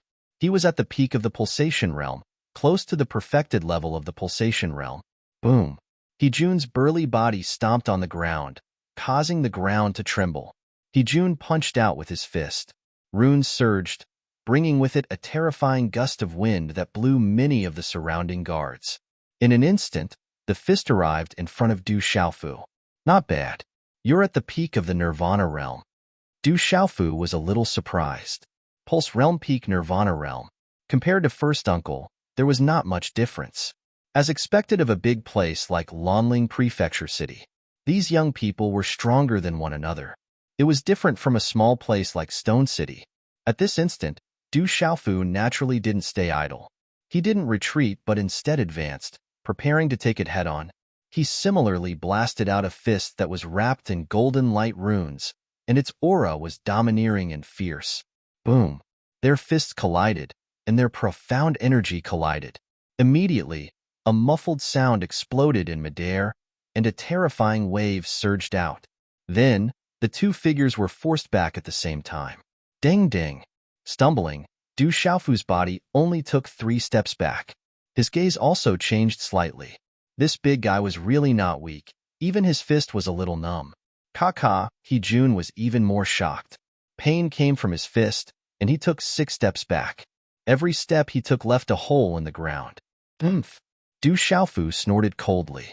He stared at Hejun and pounced forward again. This time, it was Du Xiaofu who took the initiative to attack. He punched out again. It was simple, powerful, and domineering. Hejun's fist was trembling. He took a deep breath, but he still gritted his teeth and threw another punch. Both of their fists collided again. Shockwaves soared into the sky, and the ground trembled. This time, Hejun was forced back again, and blood appeared on his fist. After stumbling a few steps back, Hejun stabilized his body. Looking at the blood on his fist, he gasped. He never thought that the cultivation technique he cultivated would be so overbearing. The toughness of his body was comparable to that of a demonic beast. However, the young man on the other side was obviously younger than him. Even his fist was smaller. However, the toughness of his fist was something that even he couldn't contend against. I don't believe it. Hejun refused to admit defeat. Among his peers, he had never seen anyone who could contend against the toughness of his body. He condensed a hand seal, and his body was enveloped in a layer of yellow rune energy. Then, he pounced towards Du Xiaofu. Du Xiaofu's eyes moved, and a smile appeared in his eyes. If they were to compete with martial techniques, with Hejun's pulse realm cultivation at the peak of the Nirvana realm, it wouldn't be easy for him to deal with him. He might even have to fight with his life on the line. After all, his cultivation level was still far from Hejun's. If he could break through to the pulse realm soon, it would be much easier for him to deal with Hejun. However, Du Xiaofu wasn't afraid of Hejun at all, if they were to compete with the strength of his body. His cultivation of the body had already reached the stage where he could cleanse his bones and cleanse his marrow. In addition to all kinds of refinement of his body, Du Xiaofu knew that the toughness of his body had always been his advantage. It was an absolute advantage. Boom! Du Xiaofu moved. Just as Hejun's burly body pounced towards him, golden runes surged out from his body again. In an instant, His aura suddenly became overbearing. It was as though he was a real demonic beast in human form, accompanied by a dazzling light. Under everyone's shocked gaze, including Heejun's, his body collided with Heejun's. Colliding with each other with their bodies was a powerful collision. It was like a cannonball, and it was stupefying. Bang! A deep sonic boom resounded. Runes flashed and waves of air spread out like waves in water. After which, everyone saw Heejun's burly body being directly sent flying. He was sent flying violently, while Du Xiaofu's body only trembled slightly. Heejun was sent flying on the ground, causing the ground to tremble and crack. Blood flowed out from the corner of his mouth. His eyes were filled with shock. He didn't expect Du Xiaofu's body to be so powerful. It didn't seem like a normal human at all. Bang! Heejun didn't manage to get up. A golden figure rapidly pounced towards him. It was like an impact cannon, and it ruthlessly landed on his lower abdomen. Poochie!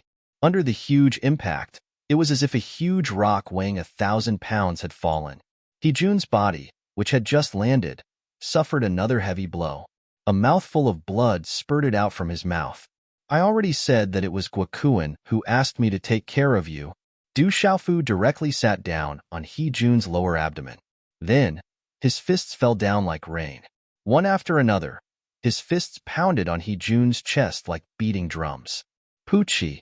How could the pitiful Heejun withstand Du Xiaofu's terrifying attacks? Mouthful after mouthful of blood spurted out from his mouth. It was a horrible sight to behold. Young sect leader. Many of the people who were following him recovered from their shock. They shouted loudly and immediately pounced towards Du Xiaofu. If anything happened to their young sect leader, they would definitely be in trouble when they returned. Whoever dares to come forward, I will cripple him. Du Xiaofu lifted his head. A claw print was directly placed on Heejun's throat. He didn't seem to be joking at all. Brat, stop it. How dare you hurt our young sect leader? Our White Tiger sect won't let you off. More than a dozen White Tiger sect disciples surrounded him. They didn't dare to take even half a step forward. Since you are already hurt, I will hurt you even more. I hate it when people threaten me. As Du Xiaofu spoke, his expression didn't change. His heart didn't skip a beat, and he ruthlessly landed another punch on Heejun's chest. The pitiful Heejun could only allow himself to be trampled on by Du Xiaofu at this moment. Brat, let go of our young sect leader. We won't threaten you. As long as you let go of our young sect leader, everything is negotiable. One of the smarter White Tiger sect disciples immediately said to Du Xiaofu. His expression changed drastically. Everyone, give me your Chinkuan bags. Otherwise, I will destroy him. Du Xiaofu turned his gaze and looked at the dozen White Tiger sect disciples. He continued to place his claw print on Heejun's neck. The dozen White Tiger sect disciples looked embarrassed. Almost all of their savings and treasures were kept in their Chinkuan bags. If they gave it away, it would be equivalent to them going bankrupt. Is your young sect leader's life not as important as your Chinkuan bags? It seems like your young sect leader is only SOSO in your hearts. Du Xiaofu smiled and landed another punch on Heejun's chest. At the same time, he said, if you think about it for one more breath, I will give him one more punch. We will give it to you. We will give it to you. The few White Tiger sect disciples who were the leaders immediately agreed. However, they looked like they were about to cry. In their hearts, they were probably cursing Du Xiaofu's 18 generations of ancestors. This was simply too vicious. He was simply trying to sow discord. If they did not hand over the Cosmos sack, not to mention whether or not this brat would really kill the young sect master, the young sect master would definitely not let them off in the future if he continued to throw punches at them. However, we only have 5 Chinkuan bags. The other disciples don't have any Chinkuan bags. The few White Tiger sect disciples who were the leaders said to Du Xiaofu. Not everyone had a Chinkuan bag. Only 5 Chinkuan bags out of the dozen of them. At this moment, their hearts were all broken. That's more like it. Du Xiaofu smiled. He then turned around and said to Dai Xingyu, who was standing behind him with a shocked expression, Xingyu, go and keep the Chinkuan bags. Okay. At this moment, Dai Xingyu's mind seemed to be a little blank. He actually nodded his head. Then, he quickly ran in front of the few White Tiger sect disciples and kept the 5 Qiankuan bags. And yours. Du Xiaofu was very satisfied. He then searched He Jun's body. In the end, he also took out a Qiankuan bag and kept it skillfully. Then, he patted He Jun's chest and said, "You're quite sturdy. It's just that you can't take a beating." This time, He Jun was so angry that he spat out a mouthful of blood. In the entire Lanling Prefecture city, he was always the one who robbed others. However, today, he was robbed by someone else. Moreover, he was severely beaten up. What angered him the most was that this brat didn't seem to care about him at all. It was as if he hadn't had his fill of beating him up. "Don't be agitated. I already said that it was Guokuin who harmed you. After being beaten up by me, he felt that he couldn't step down from the Lanling 4 young masters. In the future, he will feel that he is inferior to all of you. Therefore, he purposely dragged you into this. Now that you have been beaten up by me, he will have a companion. He won't be afraid of losing face anymore."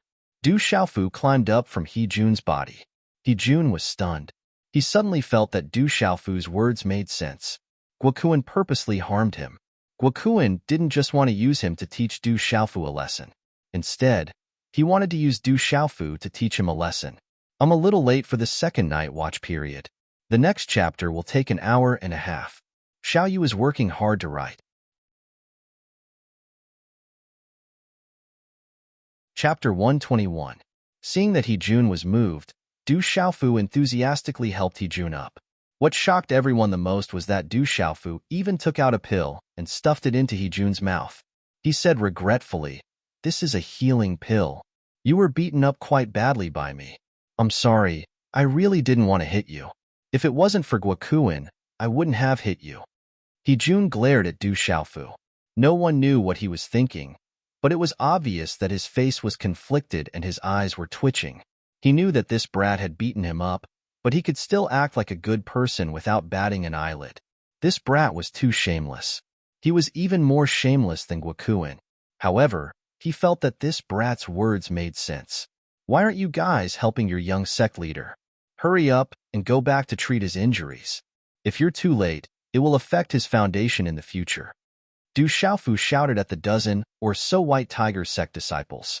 He Jun was already unable to stand up after being beaten up by Du Xiaofu's punches. "Young sect leader, hurry up and help the young sect leader." The dozen or so White Tiger sect disciples regained their senses and were stunned for a moment. Then, they crowded around and helped the young sect leader up before leaving. They didn't want their young sect leader to fall into the hands of this fickle fiend. Before He Jun walked out of the door, he glared fiercely at Guokuin. It was obvious that he felt that Du Xiaofu was shameless, but what he said made sense. Guokuin's eyes twitched as he looked at Du Xiaofu with an ugly expression. Then he said, "Du Xiaofu, we'll meet again." As soon as he finished speaking, Guokuin turned around to leave. He Jun had already left with such injuries, so there was no point for him to stay.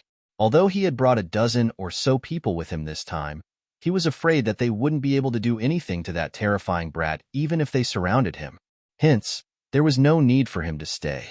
After the fight with He Jun just now, he knew how terrifyingly powerful that brat was. "Did I say that you can leave?" An indifferent voice rang out with a hint of coldness. Guokuin turned his head around and stared at the owner of the voice, Du Xiaofu. At that moment, he could feel the coldness surging out of the man's eyes under his sharp brows. It was true coldness. "What are you trying to do? If you dare touch me, you won't be able to fly out of Lanling Prefecture City even if you grow wings." Guokuin stared at Du Xiaofu. He didn't know why, but the coldness in Du Xiaofu's eyes made his heart tremble. This was a feeling he had never felt in the Lanling Prefecture City. He was starting to regret that he didn't bring any experts with him this time. Murong Yurua, who had been surprised all this time, seemed to want to say something when she saw that Du Xiaofu still wanted to deal with Guokuin. However, she immediately held back. There was a bitter smile on her face. Since he dared to deal with He Jun, it didn't matter if Guokuin was added to the mix. Perhaps he also had a powerful background, so powerful that he didn't need to fear a force like the White Tiger sect. Du Xiaofu did not reply because there was no need for him to do so. Just as Guokuin finished speaking, his figure had already appeared in front of Guokuin like a bolt of lightning. Guokuan had actually discovered Du Xiaofu, but his injuries from yesterday had not healed, and his left hand was almost crippled to the point that it could not move for the time being. Therefore, it was difficult for him to put up any resistance, and he could only hastily retreat as his expression changed. Bang! However, Du Xiaofu's speed was much faster than his. A fist ruthlessly landed on Guokuan's chest. Guokuan's body was sent flying. However, before his body could even land on the ground, Du Xiaofu pounced on him and kicked him even further away. The kick caused Guokuan's mouth to drip with blood. Slash! Just as Guokuan's body was about to land on the ground, Du Xiaofu's devil-like figure appeared again. He lifted Guokuan's feet with both hands and lifted Guokuan's body above his head like a sandbag. Then, he ruthlessly slammed Guokuan onto the ground. Bang, bang, bang. After 3 consecutive slams, the ground rumbled loudly. Guokuan was thrown so hard that he couldn't even scream. His head was bleeding profusely and his bones were broken. I will punish you on behalf of justice. When the 4th slap came, Du Xiaofu didn't throw Guokuan onto the ground. Instead, he threw him like a stone and ruthlessly flung him across the courtyard. Then, Guokuan's body flew out of the courtyard. No one knew how far he was flung and where he landed in the end. However, one could hear the rumbling sound of the ground trembling from the fall. Remember this. The next time you provoke me, I will take your life, Du Xiaofu said loudly. After doing all this, he clapped his hands and another Chinquan pouch appeared in his hand. Then, he very naturally kept it in his arms as if it was a matter of course. Young Master Gua. In the courtyard, the dozens of people immediately ran out in shock. They didn't know whether their master was dead or alive. They didn't even know where he had flown off to. What else could they do?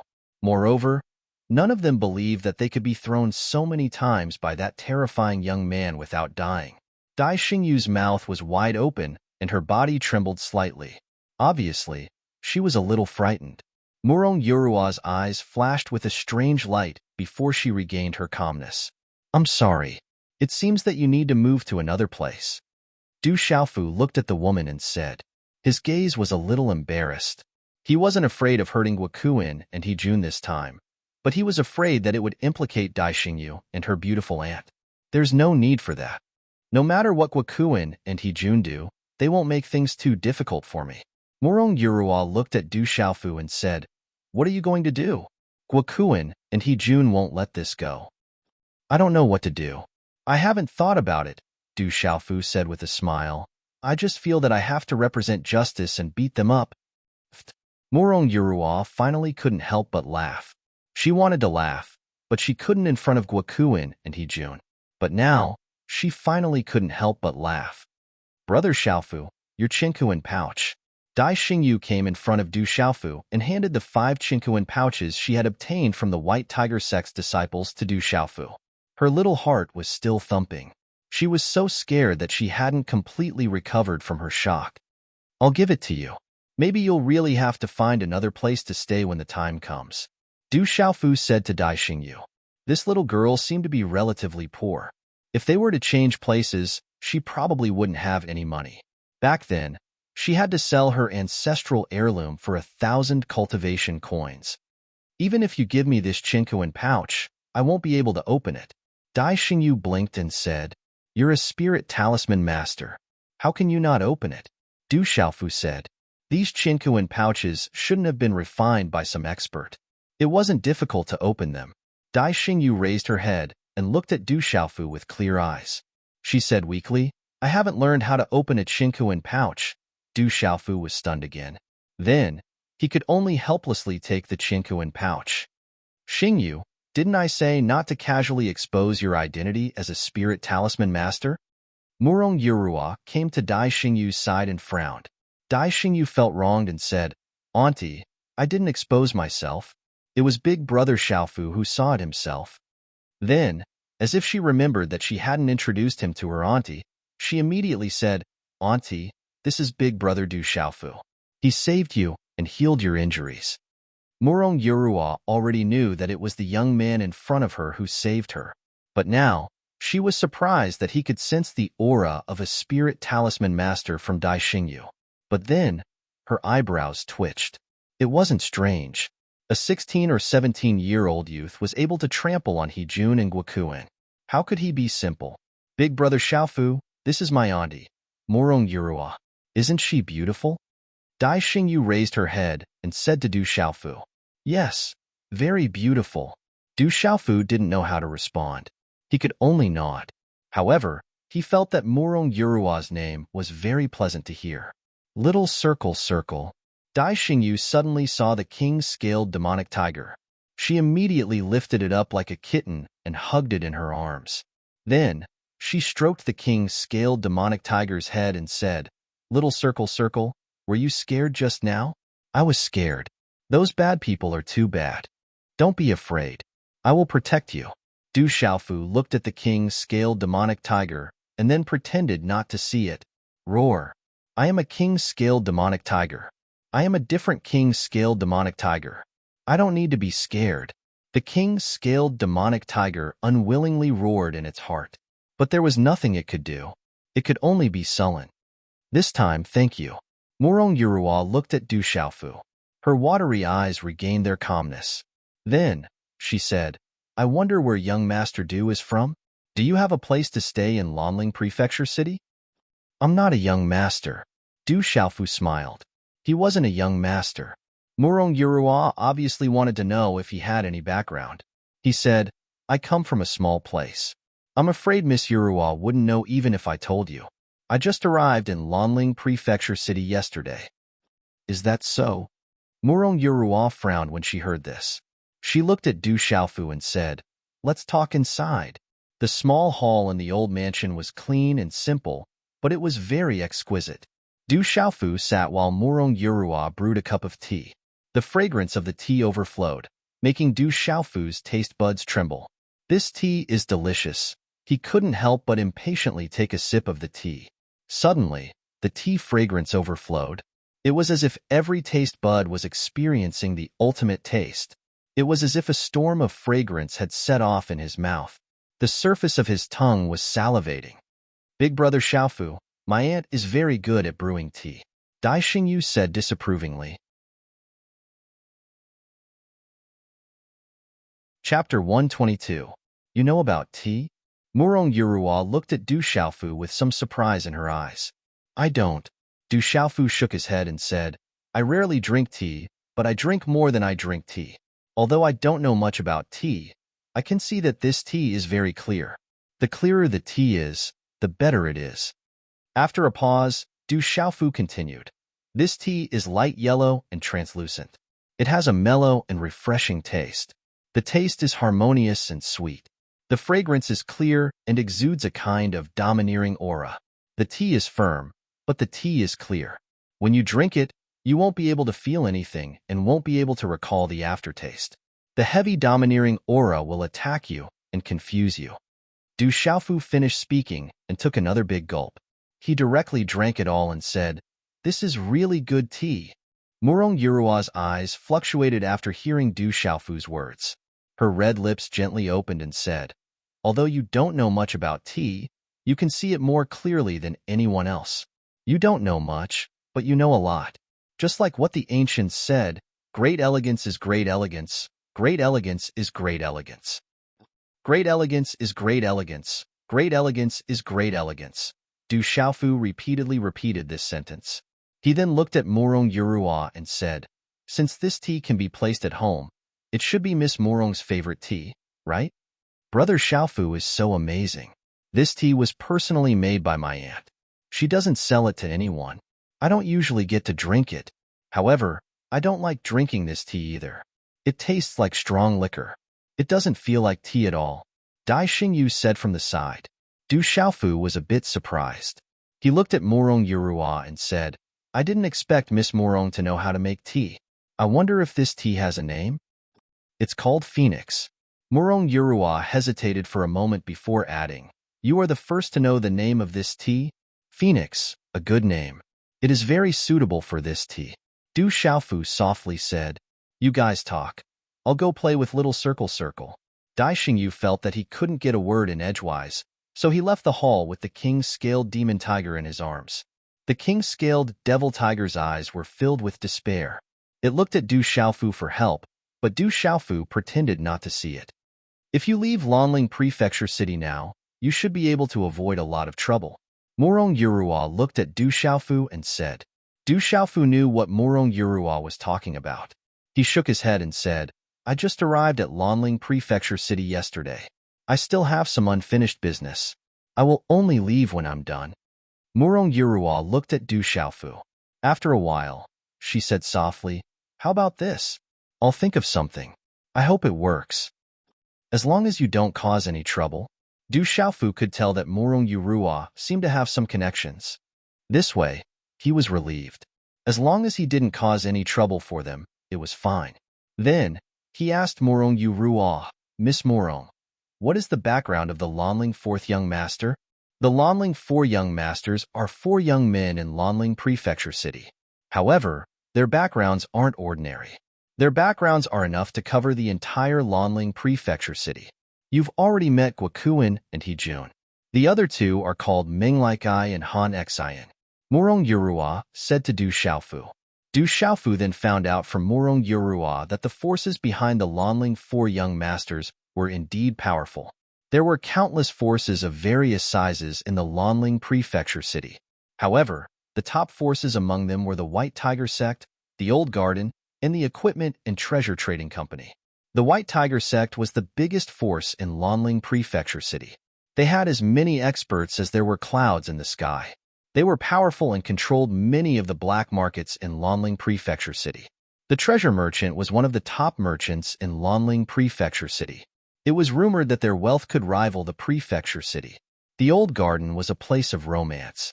However, no one would think that the Old Garden wasn't big because it was the most bustling and lively place in the entire Lanling Prefecture City. The expenses were expensive, and those who could enter the Old Garden were all symbols of status. It was said that only members could enter. Just a membership card alone would cost at least 100,000 cultivation coins. Among the Lanling Four Young Masters, Guokuin was the young master of the treasure merchant. Hejun was the young master of the White Tiger Sect. Menglaikai was the young master of the Old Garden. Lastly, Han Xian was the young master of Lanling Prefecture City. It wasn't inappropriate for these 4 young men to be called the Lanling Four Young Masters. The main reason why the people of Lanling Prefecture City called them the Lanling Four Young Masters was because the 4 young men were loathed by the entire city. Guokuin was lustful and would often snatch women on the streets. As long as they were beautiful, he would snatch them first.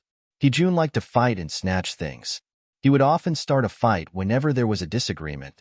It was said that behind Hejun was Han Xian. When the 2 of them joined forces, most of the merchants in Lanling Prefecture City had received protection fees.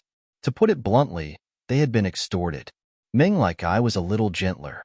He only did business and indeed had a business mind. As long as he was involved in a business, there would be no business that wouldn't make money. However, what made people angry was that as long as Menglaikai saw other people's business making money, he would forcefully intervene and kick them out. As long as it was his business, no one else was allowed to touch it. As expected of the Lanling Four Young Masters, Du Xiaofu smiled after learning the identities of the 4 young men. Murong Yurua looked at Du Xiaofu. Her purple dress made her look even more otherworldly. She said, If you want to leave Lanling Prefecture City now, you might still be able to make it. No, I still have some things to do. Du Xiaofu got up and planned to leave. Then be careful. I'll go think of a way. I hope I can help, Murong Yurua said to Du Xiaofu. Du Xiaofu left the old mansion. However, in order to ensure the safety of Dai Xingyu and Murong Yurua, he secretly instructed the king's scaled demon tiger to accompany the 2 women. He walked into Lanling Prefecture City alone. The bustling streets were extraordinarily lively. The degree of prosperity was breathtaking. Du Xiaofu went to find the Lanling Prefecture City's mansion master. To be able to beat up Guokuin and Hejun in Lanling Prefecture City, Du Xiaofu wasn't stupid. He definitely had some backing. And the backing Du Xiaofu was naturally the Lanling Prefecture City's mansion master. Since his drunkard father said that he knew the Lanling Prefecture City's mansion master, Ouyang Ling, It meant that their relationship wasn't bad. As the Lanling Prefecture City's mansion master, it shouldn't be a problem for him to take care of him. Du Xiaofu believed in his drunkard father's vision. Du Xiaofu wasn't worried about himself. He could just leave after beating up Guokuin and Hejun. However, he had to consider Dai Xingyu. Perhaps it was because he knew that he had a younger sister. When he saw Dai Xingyu, Du Xiaofu thought of his younger sister that he had yet to meet. Xiao Jing. Walking on the street, Du Xiaofu murmured. His younger sister's name was Xiao Jing. It was a pretty name. She should be a very pretty girl. However, his younger sister was a heavenly venerate. She would definitely be extraordinary. Thinking of this, Du Xiaofu didn't feel jealous. Instead, he felt proud. That was because that was his younger sister, her twin sister, Lanling Prefecture City. It was located in a rather quiet place in the Lanling Prefecture City. It was deep in the palace, and the courtyard was deep. Just the tall and thick walls alone were enough to make one sigh. In fact, it wasn't difficult to find the residence of the Lanling Prefecture Master in Lanling Prefecture City. Just ask anyone, and you'll probably find out. However, just because anyone could find the residence of the Lanling Prefecture City's mansion master, it didn't mean that anyone could meet him. How could anyone be able to meet a feudal lord of a region just because they wanted to? Du Xiaofu was like that now. He couldn't enter the Lanling Prefecture City at all. Standing in front of the grand entrance of the Lanling Prefecture City, there were two stone lions prostrating on the left and right. Du Xiaofu could feel an indescribable aura in the calm Lanling Prefecture City. It made him feel pressured. That was a place where a marquis was in charge. It was extraordinary.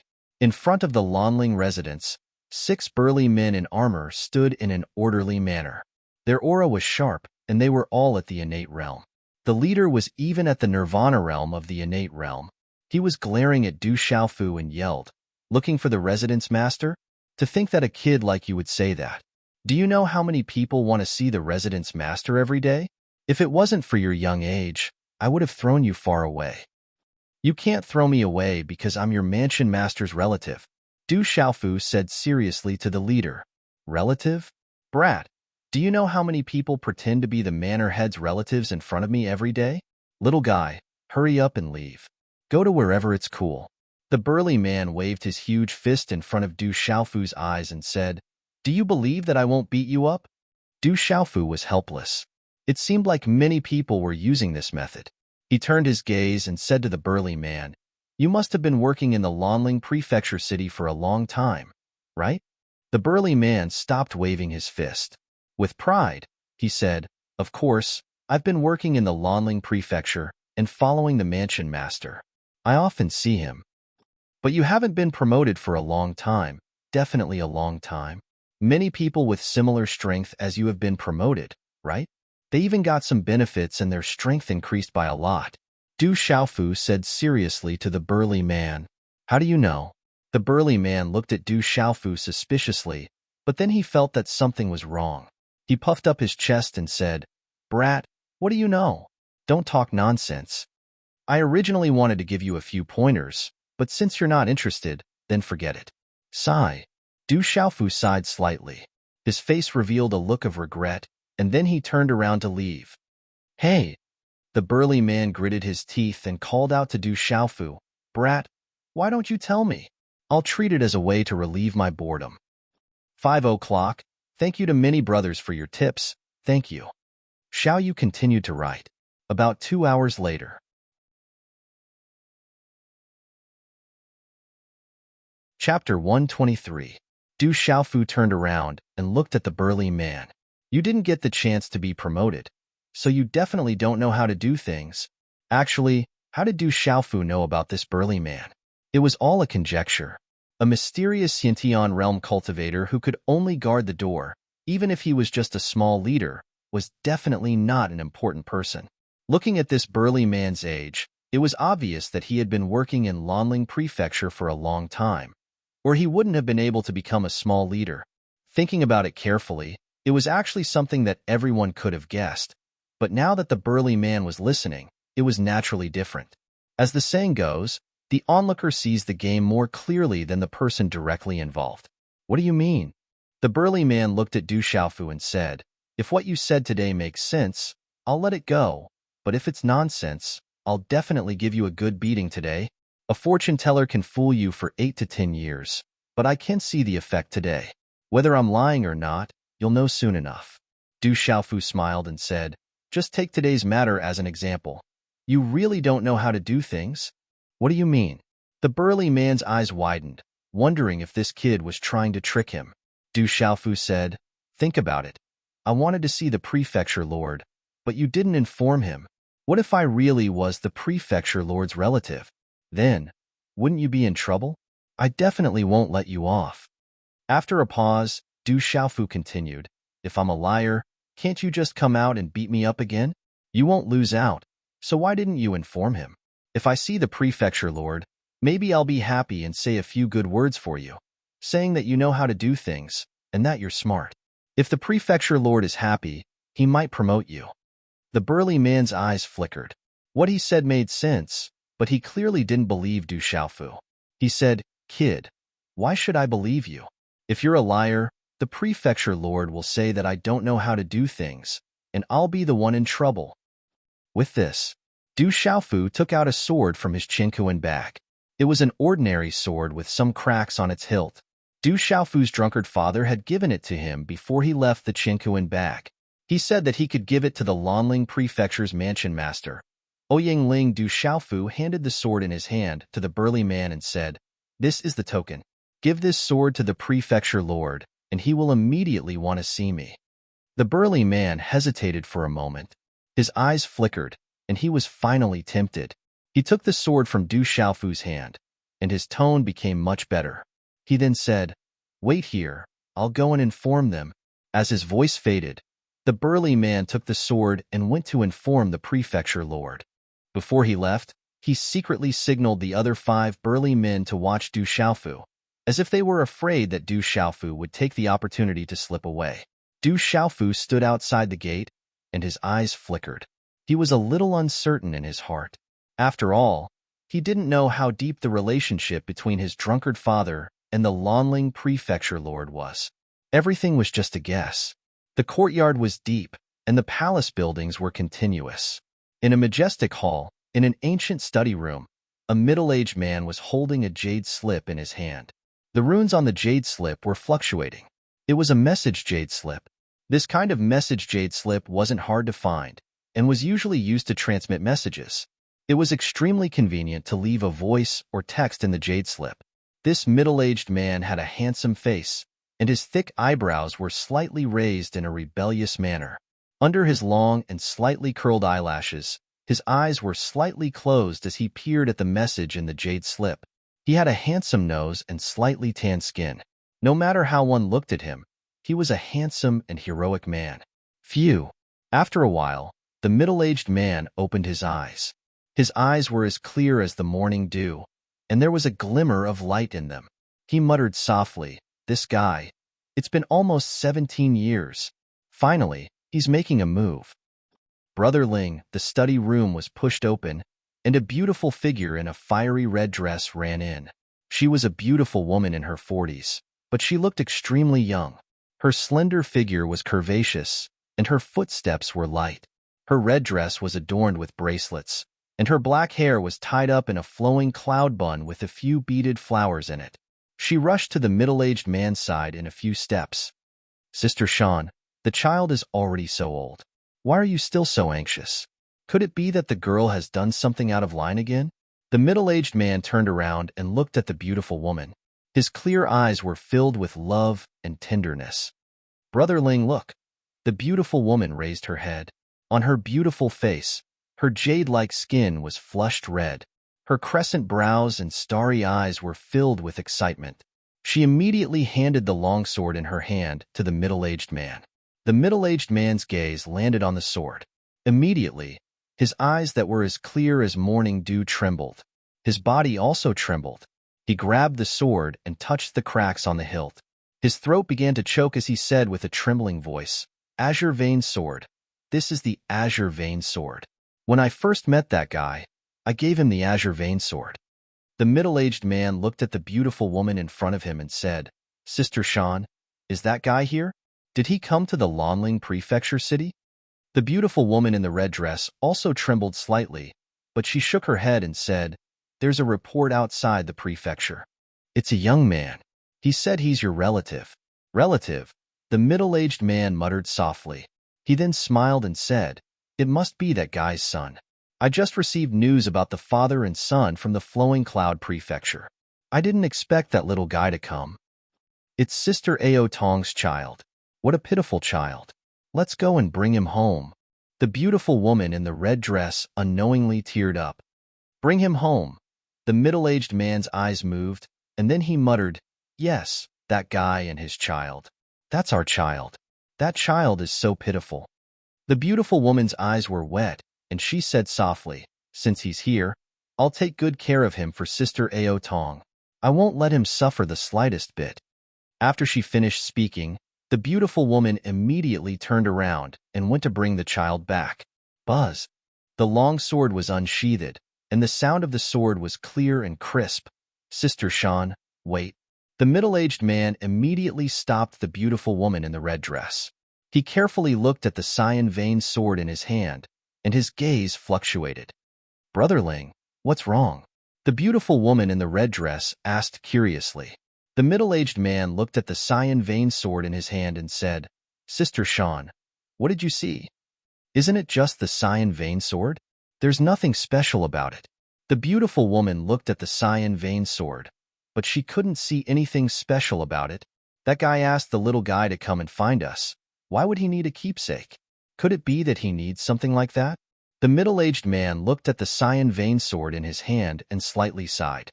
He said, "The cyan veined sword was given to him when we first met. He saved my life, so I gave it to him. Right now, he's giving me the cyan veined sword and his son. It means that he wants to entrust them to me." "Brotherling, you mean?" The beautiful woman in the red dress facial expression changed a lot. She said with astonishment, "Could it be that that guy wants to act alone? He's giving us his son, so he doesn't have anything to worry about." "I'm afraid that's the case. He's already waited for 17 years. Now that his son has grown up, after giving him to us, he doesn't have anything to worry about."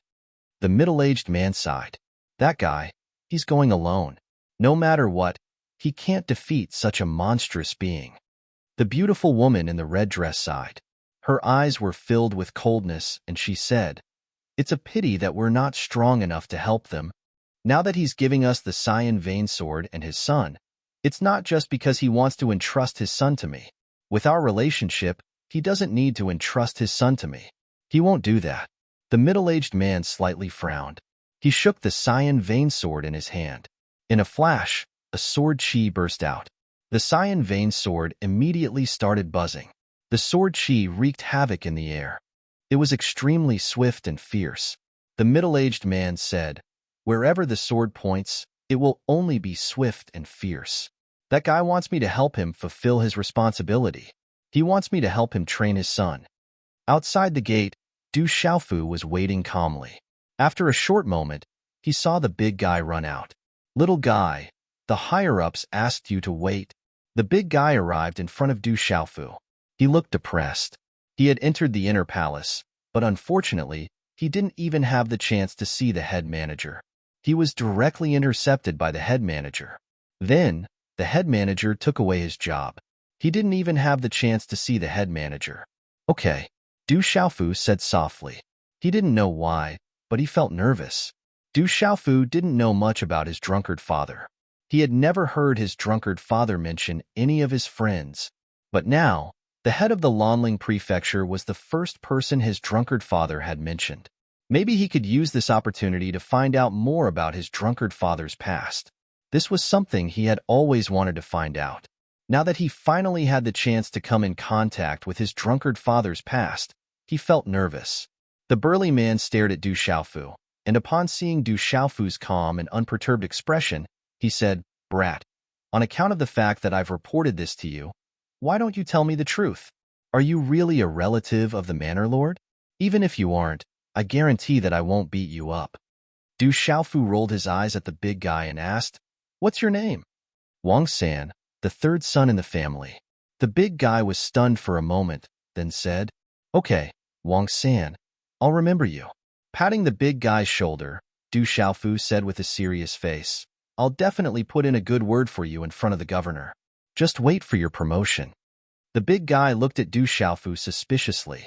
He didn't know if he should believe this little bastard's words. He always felt that this little bastard's mouth was full of lies. Creak. At this moment, the gate of the mansion opened. Usually, the gate of the mansion would only open a small door beside the main gate. When the gate opened, many people hurried out. A beautiful woman in a red dress was the first to rush out. It's time for the 6th watch. Little you, continue to write.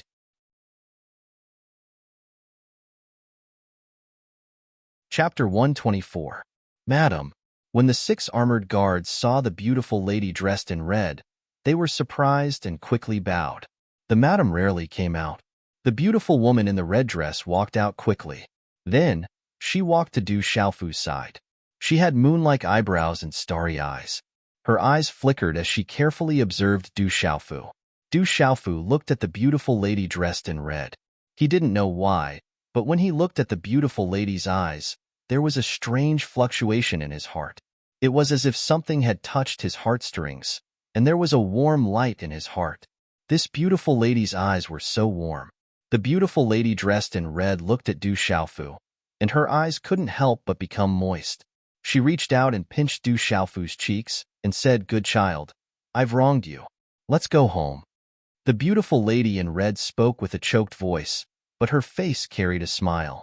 She then pulled Du Xiaofu into the mansion. Du Xiaofu was a little stunned, and he blankly allowed the beautiful lady to pull his hand into the mansion. He didn't know why, but when he saw the beautiful lady's moist eyes, his heart felt sour. This kind of feeling he had never felt before. Looking at Du Xiaofu being pulled into the mansion by the madam, the 6 armored guards were also stunned. From the looks of it, this young man was not as simple as a relative of the mansion master. He was definitely not an ordinary relative. Luckily, I didn't chase him away, or else. After Huang San recovered from his shock, he wiped the cold sweat from his forehead. In his heart, he secretly said, Luckily, I didn't chase that brat, no, that young master away. Otherwise, he would have been in big trouble today. I made the right bet this time. Immediately, Huang San's face revealed a smile of fantasy. He imagined that his spring was coming, and soon, he would be in full bloom. Huang San, you bastard. You actually dared to block the young master outside the mansion. I'll deal with you later. Just as Huang San was fantasizing, a basin of cold water was suddenly poured over him.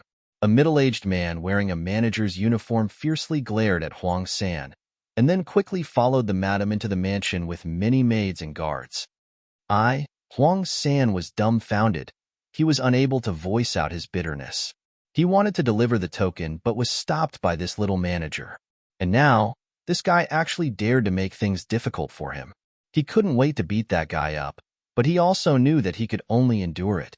In the Lanling residence, the position of the little supervisor was higher than him.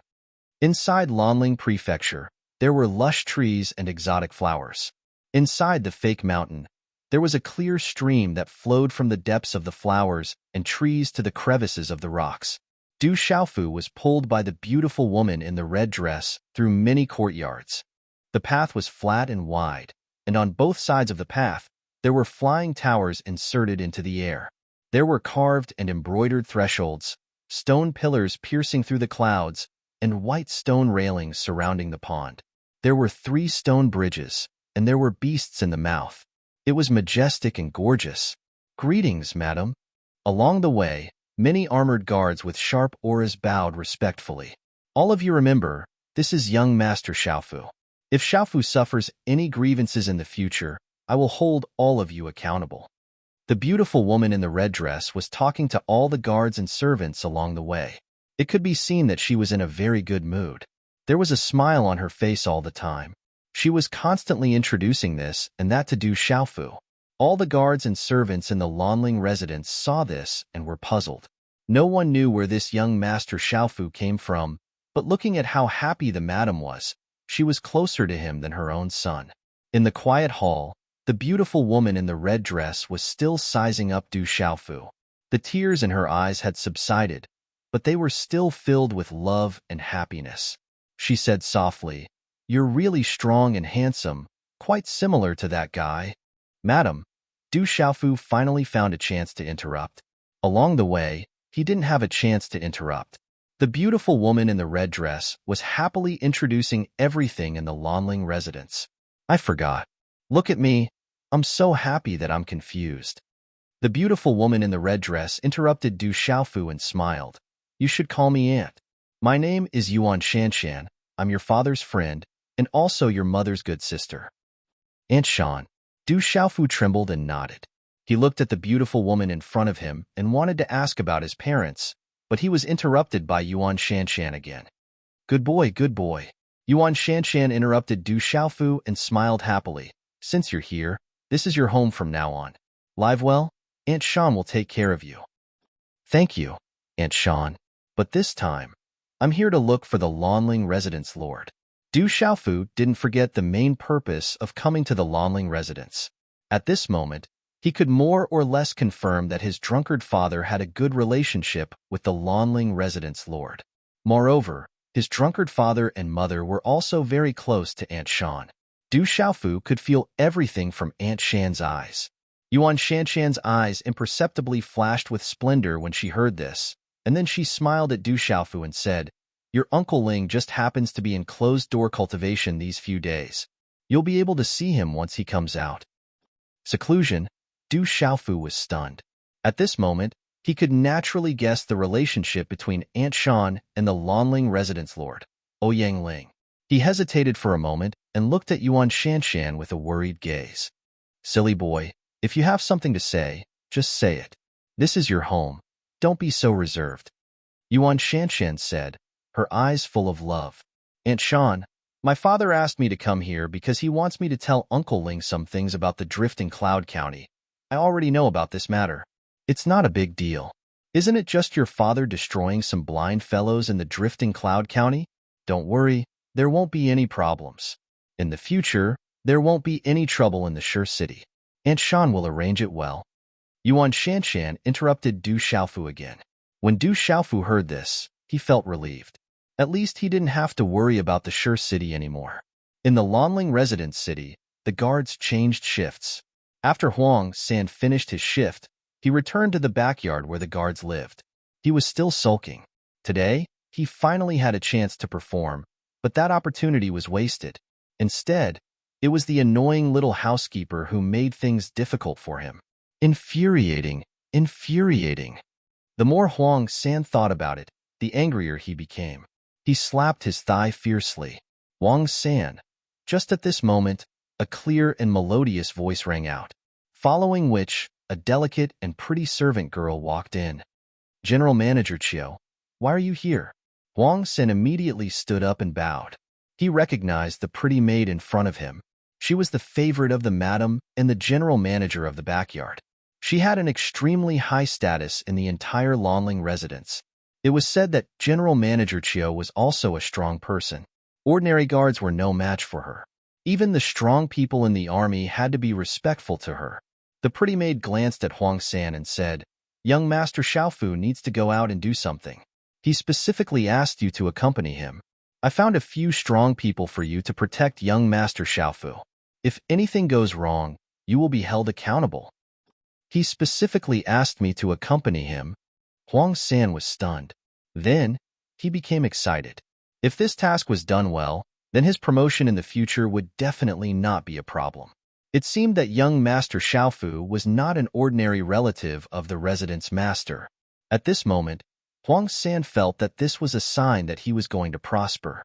Perhaps he could start from this matter. Not long later, he would be promoted and get a raise. He would become a squadron leader and then a platoon leader. Then, he would marry the madam's personal maid and walk to the peak of the Lanling residence. Just thinking about it made him excited. Thinking of this, Huang San curiously asked the pretty maid, "General Manager Chiu, what is the background of that young Master Xiaofu? Just remember that young Master Xiaofu is your master. There is no need for so much nonsense." After the pretty maid finished speaking, she turned and left. She still wanted to know the background of young Master Xiaofu. Now, Everyone in the Lanling residence was guessing, but no one knew. When Du Xiaofu came out of the Lanling residence, it was almost dusk. Aunt Shan kept asking him all sorts of questions. She asked him about his childhood and how his drunkard father was doing these years. When he heard that his drunkard father had been drinking for more than 10 years, and that he was almost unable to cultivate and become a half-cripple, Du Xiaofu saw Aunt Shan's eyes moisten. In the end, if it wasn't for Du Xiaofu saying that he still had some things to do, he wouldn't have been able to leave the Lanling residence. However, the condition that Aunt Shan agreed to let him leave was for him to bring a few people with him. This was so that he wouldn't be unfamiliar with the Lanling residence. Thus, Du Xiaofu thought of Huang San. After all, he was more familiar with Huang San, and it wouldn't be too awkward to follow him around. However, what Du Xiaofu didn't expect was that other than Huang San, Aunt Shan also arranged for 4 Pulse Realm initial stage cultivators to follow him. There was also a perfect Pulse Realm cultivator by his side. There were a total of 7 people. They rode the black-scale demonic horses that represented the Lanling residence and swiftly went to the old residence. Du Xiaofu was also worried that something might happen to Dai Xingyu and Murong Yurua in the old residence. However, when Du Xiaofu returned to the old residence, only Dai Xingyu and the King-scale demonic tiger were there. The King-scale demonic tiger seemed to have suffered some kind of abuse.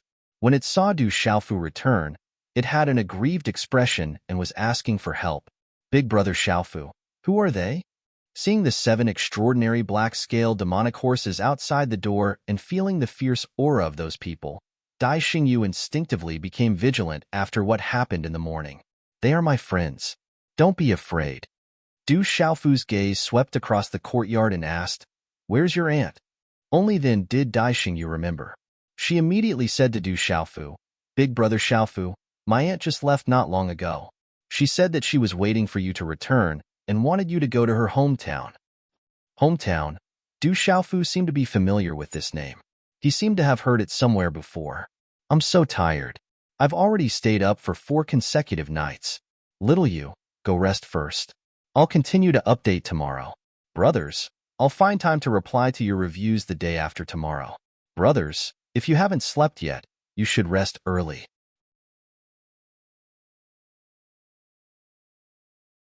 Chapter 125. Amidst the king's scaled tiger's despairing gaze, Du Xiaofu signaled it to continue protecting Dai Xingyu before walking out of the old residence. The main gate of the old residence was now in perfect condition, but there were signs of new repairs around it. Murong Yurua had probably found someone to repair it during the day. Outside the residence, Du Xiaofu mounted his horse and asked Huang San with a puzzled gaze, "Huang San, where is the old residence?" The old residence. Hearing Du Xiaofu's words, the gazes of Huang San and the 5 people beside him changed. They all looked at Du Xiaofu with a strange expression. As expected of the young master, he's different. So he wants to go to the old residence. Huang San sighed inwardly. The old residence was a place he had always dreamed of visiting, but even with his status, he did not have the qualifications to enter. A simple expenditure in that place for a night was enough to earn him a year's salary.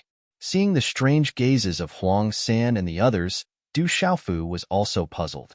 He asked, "What's wrong? Don't you know about the old residence?" "Young Master Xiaofu, I know about the old residence, but I've never entered it before." Huang San was a little embarrassed, and then respectfully asked a burly man in blue beside him, "Commander Zhang, you should have entered the old residence before. Why don't you tell young Master Xiaofu about it?" The burly man called Commander Zhang immediately blushed slightly, feeling a little embarrassed. After glaring at Huang San, he said to Du Xiaofu, "Young Master Xiaofu, actually I've only been to the old residence once before, and that was with some friends. It's the largest and most famous brothel in Lanling Prefecture City. All the girls there are not only beautiful, but most importantly, they all have extraordinary skills. Some are proficient in zither, chess, calligraphy, and so on. There are so many good points that a single trip there is enough to make a man so happy that he doesn't miss home." So it's a brothel. Du Xiaofu's eyes twitched inwardly. He immediately recalled that the boss of the old garden seemed to be one of the 4 young masters of Lanling, Meng Laikai. He didn't expect that Murong Yurua would ask him to go to the old garden. He didn't know what she wanted him to do. He would only know when he went. After pondering for a moment, Du Xiaofeng felt embarrassed to reveal that he was a rookie who went to a brothel for the first time. He said to the six of them, "Let's go. I'll treat you to a drink in my hometown today." "Thank you, young Master Xiaofu." The six of them were overjoyed when they heard that. Which man in the entire Lanling Prefecture city would not want to go to a place like their hometown? However, the expenses there were enough to make 99% of the men in the Lanling Prefecture city unable to set foot there. How could they not be happy when their young master invited them to the old garden today? They thought that it would be a tough job today, but they didn't expect that it would be the right decision to come. Especially Huang San. He was very excited today. He was the person that the young master wanted. Moreover, he would be working together with the 4 platoon leaders of the Lanling Prefecture city's private army and a regimental commander that he could only look up to from afar. Putting aside whether he would be promoted in the future, at least in the future, it would be enough to make those who usually made fun of him envious. Clop clop, the horse galloped with an imposing aura. Wherever the black-scaled demonic horse passed, everyone in the Lanling Prefecture city would look at it with a burning gaze. When the lanterns were lit, most of the places in the Lanling Prefecture city were still brightly lit and bustling. The most bustling place was Snow Moon Street, which was not far from the center of the Lanling Prefecture city. Every time the lanterns were lit, Snow Moon Street would be even more bustling than during the day. It was a place where countless men gathered. There was no lack of literati. Rich and famous people gathered there. The most famous place in Snow Moon Street was none other than the Old Garden. The Old Garden was the paradise of all men's dreams. It was enough to make countless men's hearts ripple day and night. Snow Moon Street was not allowed to enter with mounts. There was a fixed place for mounts outside the street. One could imagine how crowded Snow Moon Street was. It was a place where all the young masters gathered. Almost all of them had majestic demonic beast mounts. If the demonic beast mounts were allowed to enter, no matter how big the Snow Moon Street was, it wouldn't be able to accommodate more than a few people. It's so lively. Du Xiaofu's group of 7 got off their horses and walked into Shuiyu Street. Seeing the brightly lit street, the scene of the wind, flowers, snow, and moon was filled with the sounds of birds and swallows, they were greatly surprised. On both sides of the street, there were many brothels. On top of those pink pavilions, there were countless seductive women in revealing clothes waving their arms. Many men couldn't resist and walked in without any resistance. "Young master, the old garden is in front." After walking for a short while, Commander Zhang pointed to the front and said to Du Xiaofu. Du Xiaofu looked in front. A huge palace garden was located in the middle of Snow Moon Street. On both sides were the intersection of 3 streets. The palace was magnificent, and the garden was majestic. The lights were bright, and the atmosphere was extraordinary. Looking from afar, this huge palace garden was located on Snow Moon Street. However, it didn't look vulgar at all. Instead, it looked dignified and elegant. "This is the old garden." Du Xiaofu was secretly surprised.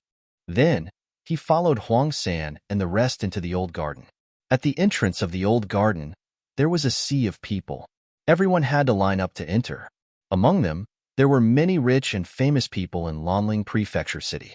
However, at this moment, at the majestic entrance of the old garden, they still had to line up to enter.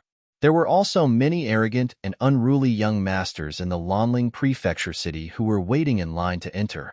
They were all well-behaved, and not a single one of them made a ruckus. Instead, there were many discussions in low voices. They were all talking about romantic affairs, and the content wasn't very pleasant. The background is not simple. Du Xiaofu stood in the crowd and thought to himself. It was impossible for the old garden to not have some powerful background. "Young master, do you have a membership card for the old garden?" Finally, it was Du Xiaofu's turn. When he walked to the entrance of the old garden, he was politely stopped by a well-dressed young doorman. He had a smile on his face and looked very friendly. "Membership card? What kind of membership card?" Du Xiaofu was stunned. He seemed to have recalled that Murong Yurua mentioned before that the old garden required members to enter. Not just anyone could enter. Hearing Du Xiaofu's words, the young doorman continued to smile and said to Du Xiaofu, Our old garden has a total of 3 types of membership cards: silver card, gold card, and supreme card. Purchasing a silver card costs 100,000 cultivation coins. After becoming a silver card member, you will be our distinguished guest. Every time you come to the old garden, you will receive our best service. Purchasing a gold card costs 500,000 cultivation coins. Gold card members are important distinguished guests of our old garden. Every time you come, you will not need to line up. We will arrange a VIP passage for you to enter. You can reserve the best private room and have priority to choose our beauties. There are also many other services.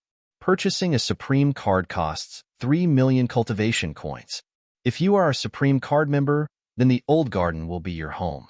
You will definitely be satisfied. The doorman looked at Du Xiaofu and said everything in one breath. His face wasn't red and he wasn't out of breath. It was obvious that he had an extraordinary foundation. Being able to maintain a smile was definitely an extraordinary ability.